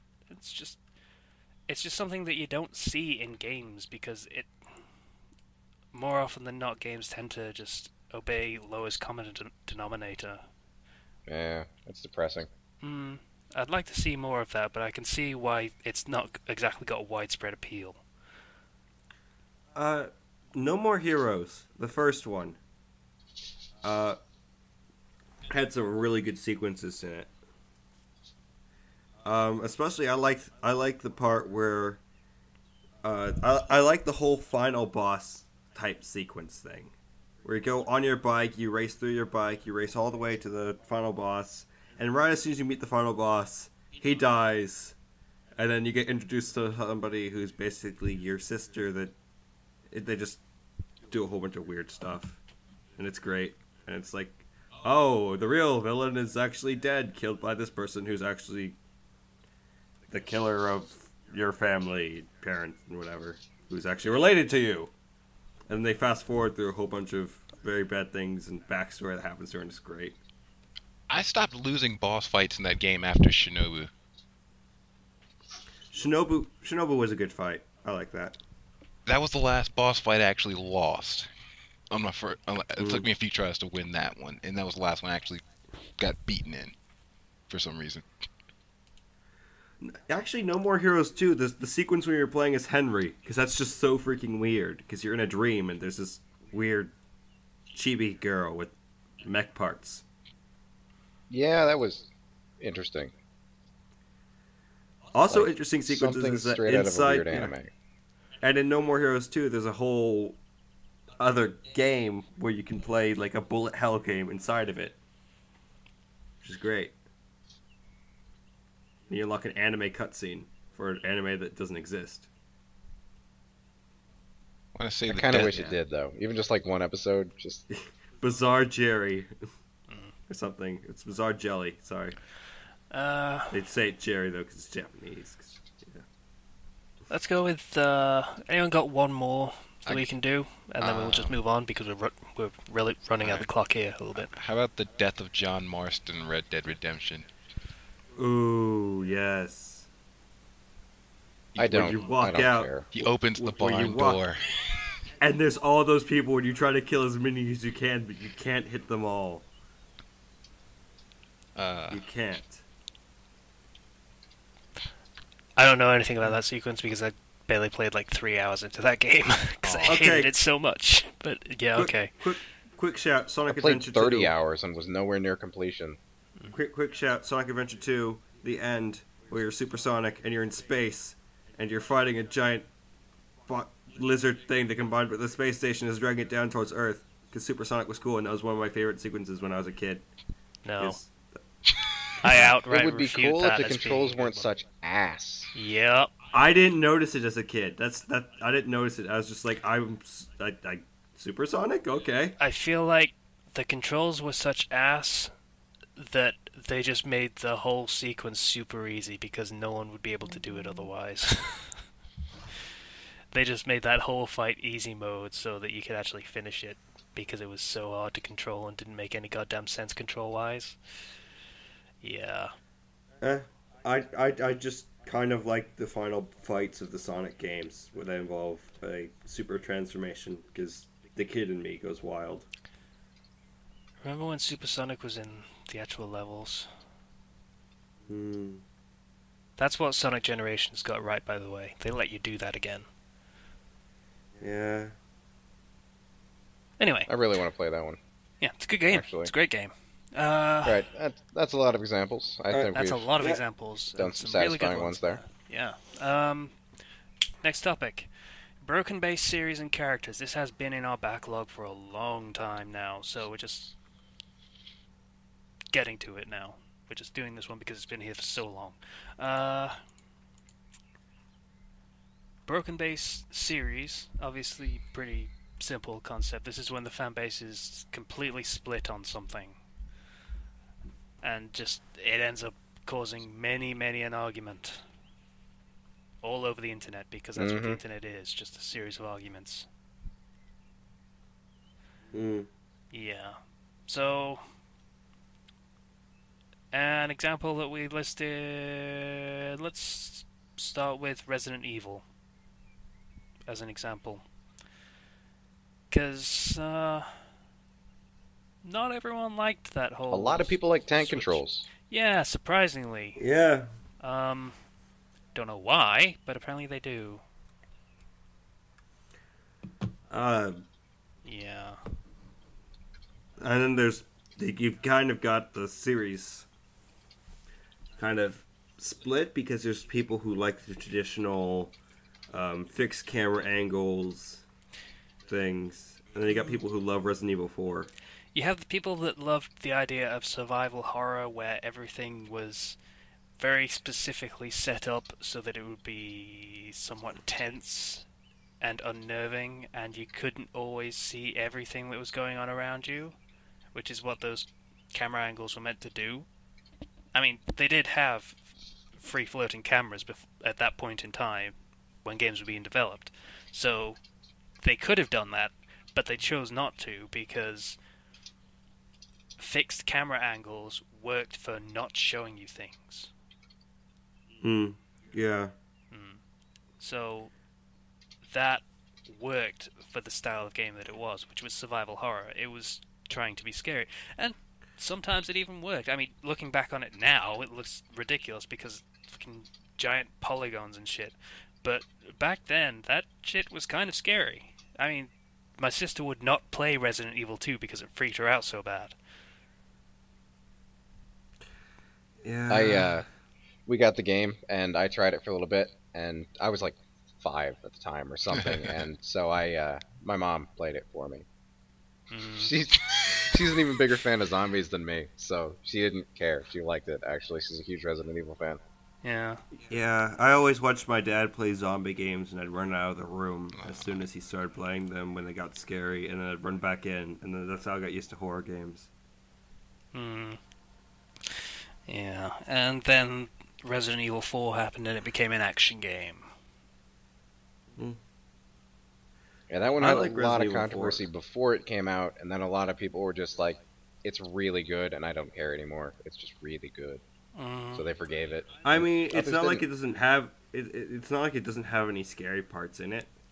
It has a couple. It has a couple, but like it's not like Resident Evil 5 and 6 where they were like, okay, it's just action. That's when things got bad, and when we got the full broken base effect going on.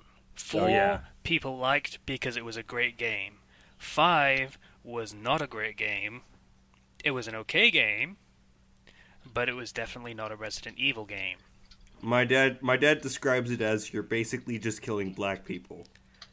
For most of the game, yeah, pretty much. That's a really bad simplification and tiresome. Yeah, you could say that until it starts putting you into villages with spear throwers and mud huts. Yeah, that was... I can't really defend that one. That one's blatant. Really, really blatant. I don't know why they did that, but yeah. Because when you get to a point where the zombies and humans are kind of a little bit hard to distinguish. And then you start giving the zombies guns. And then you give them the ability to aim. Yeah, that was With stupid. those guns. Yeah. That. It's just a straight-up action game at that point. It is not survival horror. You are It's not not. scared of these things. These are just things that you have to kill. Fucking Doom style. The only thing that I liked about Resident Evil 5 was the fact that I could finally play co-op with my dad. And we just went through that game and we just killed everything and we got infinite weapons and just kind of were like, okay, we'll just go kill some things because why not? Yeah, infinite wasn't weapons scary. were fun, but again, they were fun in the action game. I just got the BFG 9000 kind of way. Yeah. Yeah, I never beat Resident Evil 6. We actually did get it because my dad's a big Resident Evil fan. And then we played and then we're like, nope. Yep. I assume he's not anymore. He is, just not a fan of Resident Evil 6. Yeah. 5 was where Broken Base happened, and 6 was where everyone came together to hate it again. Yeah. Yeah, I played through... The first one I played through was Jake's storyline. And that's the only one I played through. You're Wesker's son, and you punch zombies in the face. I will admit that from the perspective of an action game, punching zombies in the face is pretty cool. From the perspective of a zombie game, punching zombies in the face is one of the dumbest things you could possibly do. Bite Exactly. bites and stuff. Yeah, if they had actually played that straight, as in Baby Wesker is just kind of a normal dude, and he has literally no other way to fight zombies than in close combat, and there is a legitimate chance that he might die just from punching one of these things and get turned, that would have been fucking terrifying. Yeah. Yeah. That could have... Like, you have an idea, and then everybody sees the potential for that idea, and they're like, nah, we're not going to do that. Yeah. If they had just played it straight as a survival game, you cannot fight these things. Well, you can fight these things, but it is a really dumb idea. I would have loved to see them try that, because I think that would have been great, and a nice return to the roots of the series, where fighting things was not so great an idea most of the time. Mm-hmm. Yeah, you had to pick the ones you wanted to kill and which ones you wanted to run past. That was for Yeah. sure. Or purposely get hit so you could use your self-defense items on them. But that was more the remake than the original. But Yeah. So many wasted opportunities, but yeah. Operation Raccoon City was... I don't think that was Broken Base because it was blatant what it was from the very beginning. It was not survival horror. It was team-based tactical shooting in a zombie I setting. think I actually might own that, but I've never played it before. Yeah, we got it and, And we I think returned for it good 4 days reason. later. I beat the campaign in 3 hours. Yeah, I think my dad got it and then was like, I don't like this game, and then never played it again. Alright, we're really running out the clock, so we'll do one more, and just for the sake of talking about something that we don't talk about all the time, so we're not going to be talking about Pokemon. Sorry. Gosh darn it. GTA. Because we don't talk about this series very often, surprisingly. Yeah, no. GTA's Broken Base pretty much set in around 4. San Andreas had a lot of its detractors as well. Yeah, San Andreas kind of has its detractors because while it was a big map and there was a lot more shit added to it, it was a lot of open, empty space. Which, yeah, it had its bad points in that sense because there was a lot of just driving to a place to get there. I mean, you could get planes and stuff pretty early in that game, but I can see where the Yeah. problem came from. But on the other hand, there's a lot of nice atmosphere you can get from just driving from one town to another and just relaxing and listening to the radio as you drive. And I have some good memories of doing that and just chilling, just getting through. It was, yeah. The entire first half, or top half of the first island and most of the bottom half of the second island was nothing. There was nothing there. Mm. It was way bigger than it needed to be, but yeah, it was interesting. Mm. I have a good opinion of that game just because I did a school report on it. It was a science fair thing. It was great. Yeah. Uh, but yes, GTA 4 is the big broken base moment for that series. Mm. Ken, your opinion on GTA 4? We actually are broken on this one a little bit, Yeah, I think. we are. I like everyone. Like Casey's pretty much opinion on this is that he didn't like it when it because when 4 came around, everything became based on like it's more realistic.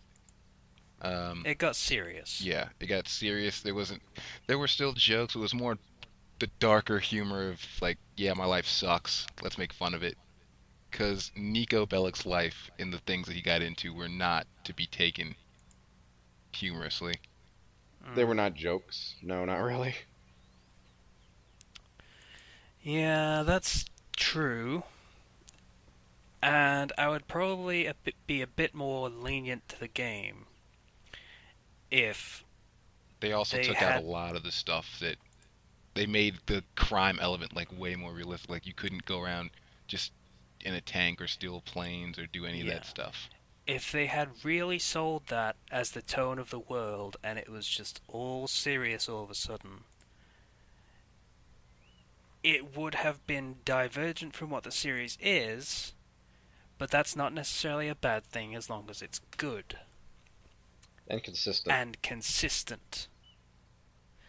The problem lies within, yes, the character is interesting and has been dealt a shitty hand, and it is pretty much him trying to go from rags to slightly nicer rags, which is a good story. I'll grant it's an interesting story. But then you have the backdrop of it on Liberty City, and that's where the tone just doesn't sit the same way. Like, you have all the cute little dirty jokes, like you have the club called Twat with an at Yeah. symbol and such things. And it's not consistent with the tone that they're trying to set with the story. The world doesn't fit the story. And that's where my problem with the game comes in, more than anything else. The gameplay was not great either, but I tend to focus more on story than I do on gameplay, I'll be honest. I think So- what made it a lot more gritty and dark and stuff in a lot of people's eyes was Saints Row 3 came out around the same time. And Saints Row 3 is when that series got surreal, let's call it. I think it was closer to Saints Row 2 release, but yes. And Saints Row 2 wasn't exactly fucking Sin City or anything. You know, not really. I mean, 1 was a straight GTA clone. 2 was... Things got a bit fucking weird and silly with yeah, fucking it started getting silly, spraying and 3 was sewage on completely places. off the rails. Yeah. 4 is just... I don't even know. Balls to the wall Matrix references. Yes. A just- celebration of insanity. A celebration of 80s sci-fi more than anything else, but yeah, Yeah, that too. that was a good game. But yeah, that's my big problem with GTA 4, that it's not tonally consistent. The story and the world don't mesh very well. This is kind of an example of me hating a game for purely gameplay related reasons, but I didn't mind the tone at all. It's just the driving. I could not stand the driving. Mm, Even just the smallest thing, like the camera being slightly off center because you're in the driver's seat, so it was farther to the left. It irritated me constantly. I could not drive anywhere. yeah, the thing with realistic driving physics, games don't do very well with just real, regular physics. So, yeah, they don't interact that well when it comes to the physics. It just Not sort of really. everything spins out and everything flips over and all that stuff. And it might be a little bit more realistic, but it's also a little bit less realistic, if you get me. Mm-hmm. Yeah. Like, you're sort of using an interface that doesn't really make sense for actually driving. But the idea of games is to make it seem like you're playing as someone who is using the right interface and knows what they're doing. So having everything just not work as it should, and you're not being able to drive well with the basic interface that you're given, is a bad It snaps thing. you right out of the immersion. That Yeah. made me think about something. Like, you remember in the early part of the San Andreas game where the character Ryder kept making fun of you because you kept blowing up cars and shit that you were driving? CJ, Yes. you buster. Yeah, Busta. That was his phrase. Oh, that was That's all so he said. good. Thank you, San Andreas, for that word. Yeah. I love that running gag though. That Hmm. That it CJ didn't can't matter how you drive. played, but the vast majority of players could not drive, myself included. Uh, And on the other hand, all you had to do was follow the train, CJ. I love that Uh, mission. How can you like that mission? Because every time you fail it, it's every time you fail that mission, it's just hilarious. He say that shit. All you had to do was follow the train, CJ. All you had to do was shoot 4 guys, Big Smoke. Ugh. Damn it. Yeah. Talk about broken base, that fucking mission, Jesus Christ. Alright, so we're gonna move on to the next topic, which is, how we do for time? Yeah, we've got time. So, Story Collapse. This is, Seamus Young, a very good, blogger, more than anything else, but he does the show Spoiler Warning with Josh Veal and Rutscon and Camster and Mumbles. And he came up with this concept called Story Collapse. He went into detail on it, I think while he was talking about Skyrim more than anything else, where you reach this one moment in the story, and it makes so little sense and breaks the flow so much that it takes you out of the story so far that you start analyzing the story and you start picking out all of the tiny little things that bother you about it that don't make sense, that are So- massive plot holes, and you unravel the threads over and over until you just hate it because you cannot be into the story when it makes that little sense to you anymore. So one plot holes so hard you notice every other plot hole. Yep. And the Yeah. whole house of cards collapses, as it were. Hence, story And the collapse. magic is gone. Yep.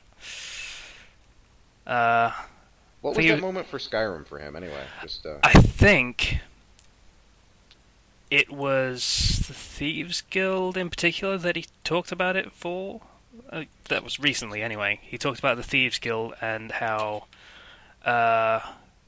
it was Mercer Frey when you're on a mission with him to find the traitor or whoever's sabotaging the guild, and you're going along with this supposed master of thieves, and while you're trying to sneak, he is charging into a room full of dudes, swinging a sword, and screaming at the top of his lungs.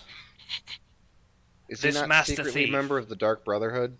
Because they do that, No, that a lot. he's actually a traitor to the thieves, but he was actually a master thief. So, yeah. And that, it was a gameplay flaw, more than a plot flaw, but it was so jarring that it made absolutely no sense that this master thief, who is really supposed to be ridiculous badass levels kind of guy, because he cheats, and he's just completely incompetent,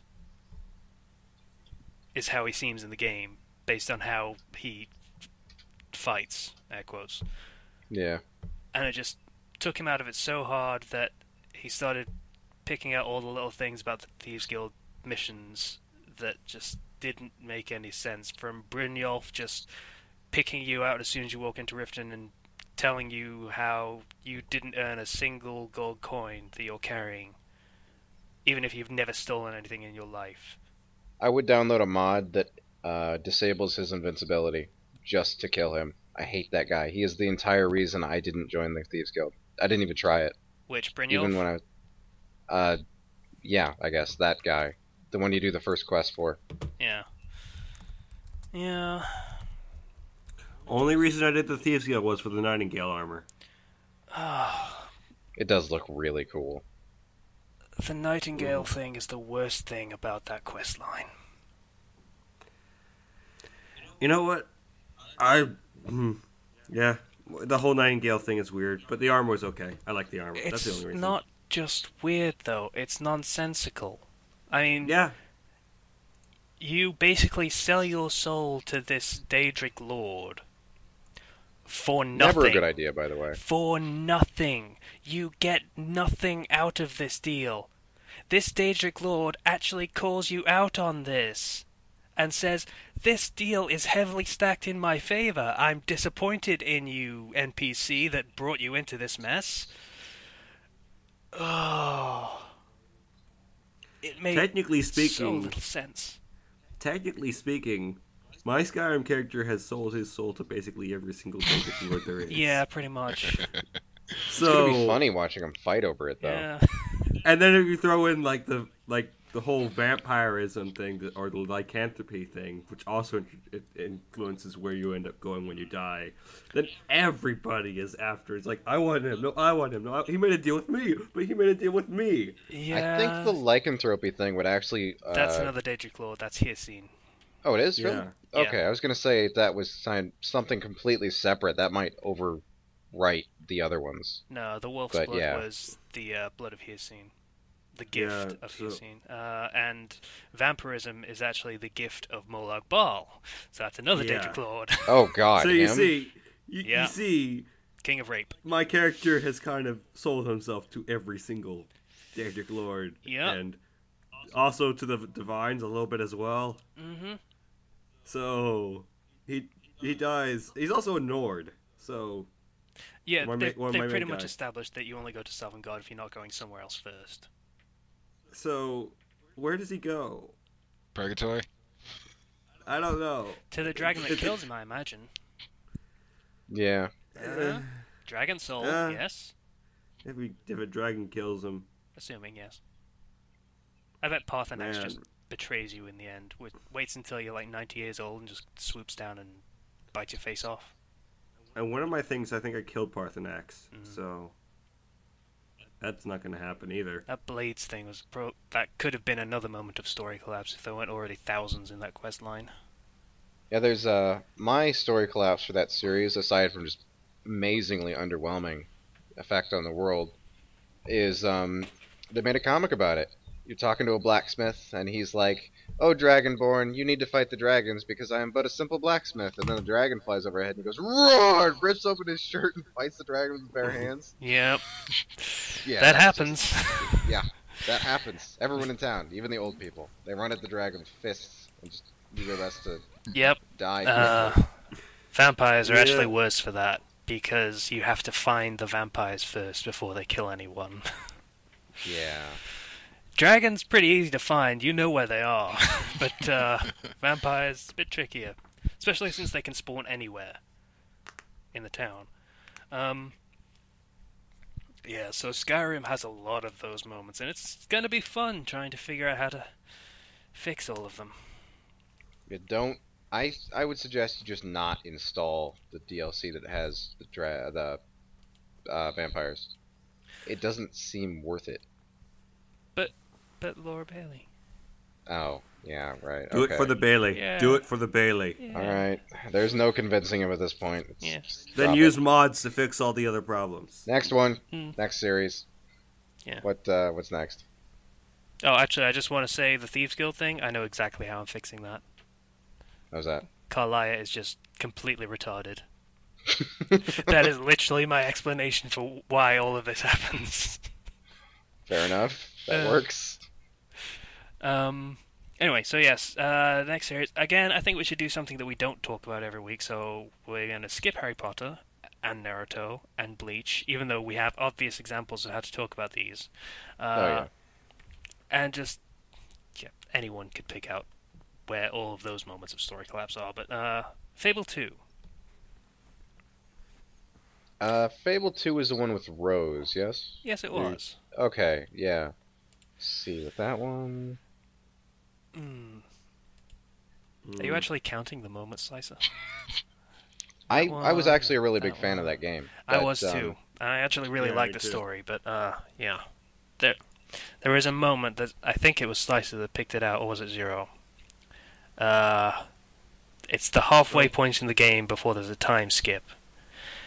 And you are to infiltrate the enemy's base by letting them torture you for 10 years. Yeah. Yeah.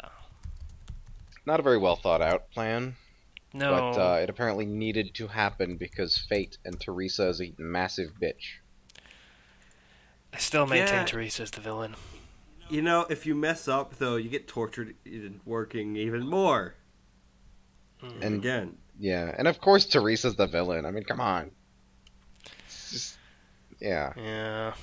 But It At really the end of couldn't that, be she's more like, obvious. at the end of this, she's like, you know, this tower of ultimate power that grants everybody like the power to make wishes and stuff, everything. Yeah, I'm taking that. Yep. See ya. Thanks for Boosh. thanks for the getting revenge. Thanks for killing this guy. I'm taking this. So I'll grant you like a wish or something. I guess that I do have you no want? intention of really following through with if you do one of them. I got the power to give you. Like, you want money? I can give you money. You want your sister and your dog? Yeah, Okay, we your can dog's give you back. one of those, but the other one... We can give you one of those. We'll send the The other other, one to the other Jack of one can Blades. send you a letter or something, because I might, her body's somewhere else. You know. you might see her again, maybe, eventually. Possibly, Yeah. Nah. maybe. No. We'll see what I re- happens. We'll see what happens. It's really up to you. Like the sister goes to live with Scythe, Scythe, apparently. yes. Who is And- also the Archon of the Old Yeah. Kingdom.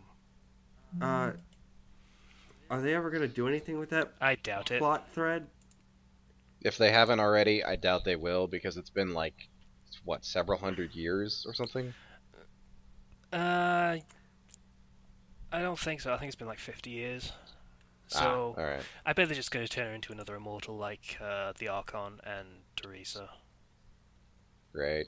So she's going to come back and she's going to be evil, like they are. Well, That's gonna suck.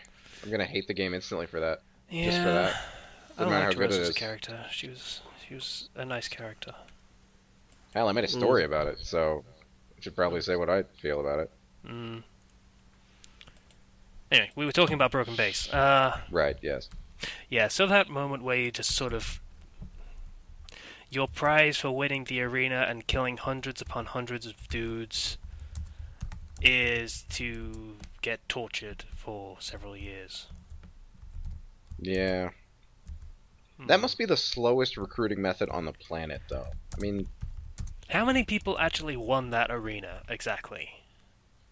because it wasn't like a tournament where one person had to win. I mean, the last few fights were just against monsters. Yeah. Well, all of them were, actually. It was just the bandit one that you were against other humans. Yeah. I mean, in the first game, it kind of made sense that there were a lot of people that would compete in the arena and do pretty well, because there were heroes back then. And that was pretty much the point of the arena. Heroes, you know, the superpowered people, would go in and fight monsters. And earn money from it. And fame. And experience, but nobody else knew that. And experience, but no one knew. That was a bit of a secret. But, second game, like, there are 4 heroes in the world. 4.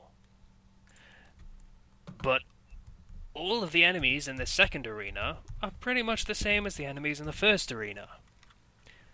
How exactly are all of these regular people, you know, winning these fights?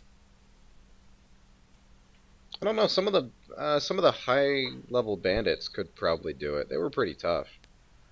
Probably not the Belverine one though. Actually, without No. time magic, you get slaughtered by those things. At least Yeah. I did. Yeah, that didn't make much sense. And that is a thread that you unravel once you get to that story collapse moment. That is like half hour after that. Yeah, it's a lot of the quests in that game were really fun, but all the story-related ones were just they railroaded you so hard. Yeah. Like this needed to happen in this exact specific way. No matter what kind of character you were playing, this is how it had to go. They had a story to tell, and I can respect that, but player agency is so important in games that the player has an impact on how the story progresses.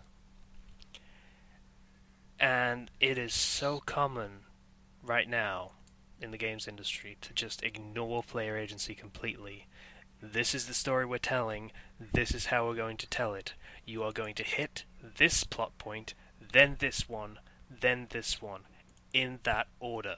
You will not diverge, you will not explore. You will do what we tell you, because that is what you're doing. Yeah. Even the games you think get around that, like Fallout or other open world games, it still happens. Skyrim is the worst example of this, because the entire point of the game is you can go anywhere and do whatever the fuck you want. But you go wherever you want, and you will do this thing, and you will do it in this order how we tell you to. Yeah. Every time. A lot of long-running quest lines in that game, which defeats the purpose, really. Nothing wrong with long-running quest lines, as long as there are points where you can do things differently. Surprisingly enough, the Dawn Guard thing that you just complained about did it pretty well, because right at the beginning, there are two diverging paths that you could take. Yeah. You could follow the Dawn Guard, or you could follow the vampires. There are some good points in Skyrim where this really shows. There's like, for example, in I think it was Windhelm, when you have to solve the murder mystery. Oh yeah, I remember that one. That was actually a good one. Yeah, I like that. That was a good example of you can solve this case in many different ways, and there actually were many different ways. I don't remember a lot of different ways, but sure, I'll take your word for it. There was more than you'd expect. Oh, I remember that one. Okay, yeah. There's some I don't- diversity there. I don't remember the diversity, but I do remember you having to actually work for it, and it not just being, hey, go kill this guy. Which is what most of the Skyrim quests are. Everything is centered around combat. Didn't some of the dialogue from some of the characters you interrogated point you toward different people, though? I thought that was where it came from. I may be thinking of something else. I don't know. I don't remember. It's been a while since I played that quest. Right. Yeah. Anyway. I don't know. I'm hoping like maybe I just want to jump back to E3 a little bit, but the new Legend of Zelda thing, where they're kind of saying the same thing that Skyrim did, where you can do whatever you want. You have to think and solve how you're going to get through, how you're going to get to the place, what you're going to do when you get there, where you're going to go. And they kind of made it sound like Skyrim. No, So this is a Zelda game. There's going to be puzzles, and this is how you're going to solve them. And there's going to be one solution. Yeah. No. probably. That's how I Zelda don't know. works. I'm looking forward to Freedom though, because I like the freaking Wind Waker game with the HD remake. We should probably move on. We just hit We 2 should probably we are hours. move moving on. We're at almost 2 hours now. So, we got questions. We got 2 questions. We're going to do them really quick because they're really quick. One person asked me what I think of cricket. I hate cricket. I hate most sports that England does. I hate cricket. It is the most boring thing in the world. It's boring, boring, boring, boring, boring. Boring, boring, boring, boring, boring. Every game lasts like 6 hours. I am not watching 6 hours of a guy hitting a ball with a plank. Pretty much. A rounded plank with a 6 handle. hours. 6 hours of a guy hitting balls. We don't want to watch that. Oh yeah, moving on. Actually, yeah, any sport that involves that, so baseball also included. So, other question was from Johnny, I think. It was what we think the next big thing is, like Naruto or One Piece or whatever. I don't fucking know. The next big series. But, Yeah. see, knows? those need to come from a manga which has over 100 chapters at least, because they need to have a lot of room to make anime. Or you get Gintama, which is amusing, but they had a lot of really surreal filler. Yeah. Like, talking about how the series was needed filler to catch up. Toriko is supposed to be the next big thing, supposedly. Supposedly, yeah. Uh, I've got faith in the Natsuno Tazai or the Seven Deadly Sins. It's 80 chapters right now, but it's pretty enjoyable. okay. Do you want to link that in the chat So- so that I know to...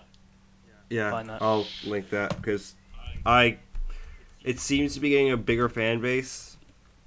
As we're going about this, so I don't know. It's got a unique concept, fairly unique type of world and setting. Okay. And on to recommendations, because we're really Wait, rushing now. There was one more. Unless they do a huge time skip or something that really cuts down on it, I think No Game No Life is going to be on for a while.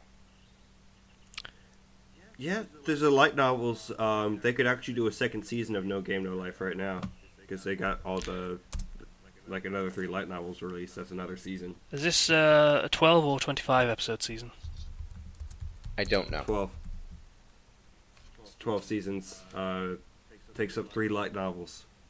Okay, that would make sense. So the battle with the nation they're fighting right now, no spoilers, Is going to be is the final final. one. Okay, yeah. Okay. Yeah. Also, we mentioned Attack on Titan is probably not going to be the next Naruto or Bleach. It is probably going to be the next Full Metal Alchemist. So, there you go. Recommendations. Anyone else got one?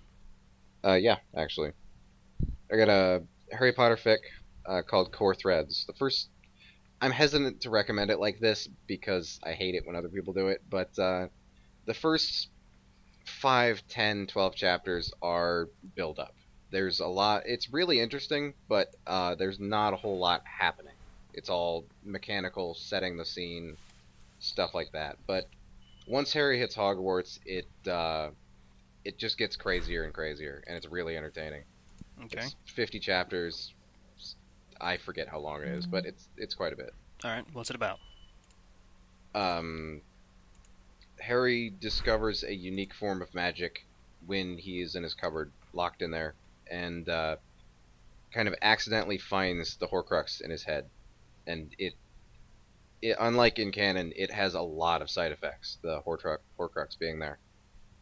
Or this little soul bit. It corrupts everything around him instead of just being there. Okay. So it's really interesting, actually, that aspect of it. I've never seen it done like that before. Okay. Yeah, I'm Anyone hesitant to else? say more because I don't want to spoil anything. It's Okay. kind of, yeah. Yeah. Like I said, not a whole lot happens in that first little bit, so you can't say a whole lot about it without, yeah. Alright. And anyone else? No. Zero? No, I'm good. I can't think of anything. Alright. My recommendation is called 9 Minutes. I found this literally 2 hours after we recorded the last podcast, and I immediately sent the guy a review saying, I have read 1 chapter of this. This is going to be recommended on the Fandom Flux podcast. This is that good. I have read 1 chapter, and I already think this deserves a recommendation. So, it is a One Piece fic. Luffy kind of dies when he's fighting Crocodile in Alabasta. Oh. Hmm.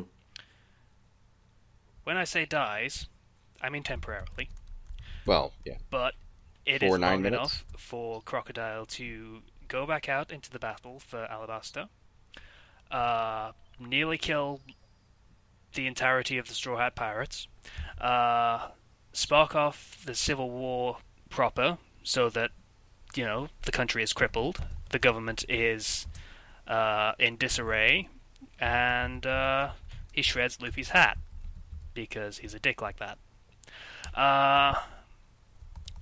Then Luffy gets resuscitated and kills Crocodile. I imagine he'd be pretty pissed about that whole hat thing. A little bit, but mostly because, the whole almost killing his crew, or possibly killing his crew as far as Luffy knows at that point. Right, yeah. Yeah.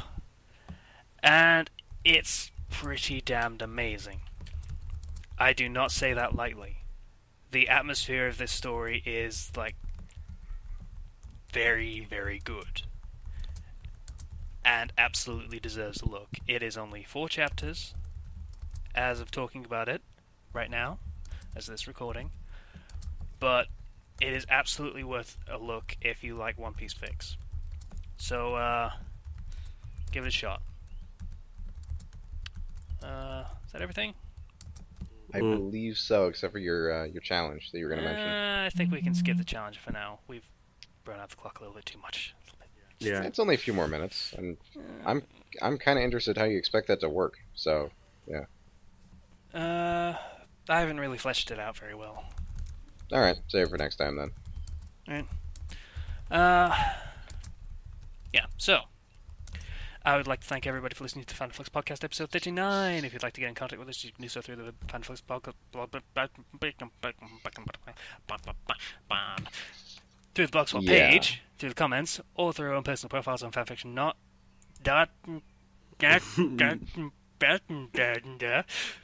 Syllables. Remember when I used to be able to do this and just run through it? Just do it really Do you want to quickly? try I just again? Do broke you want to my- start from the top? Okay. I think I just broke my levels from laughing too much. I got this. I can do this.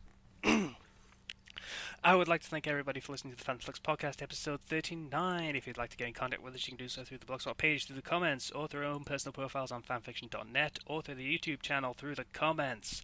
Once again, I would like to thank everybody for listening to the Fandom Flux Podcast episode 39. Bye now. Bang. You did it! Bye. Great job! Yeah. See you, people. Yay. See ya.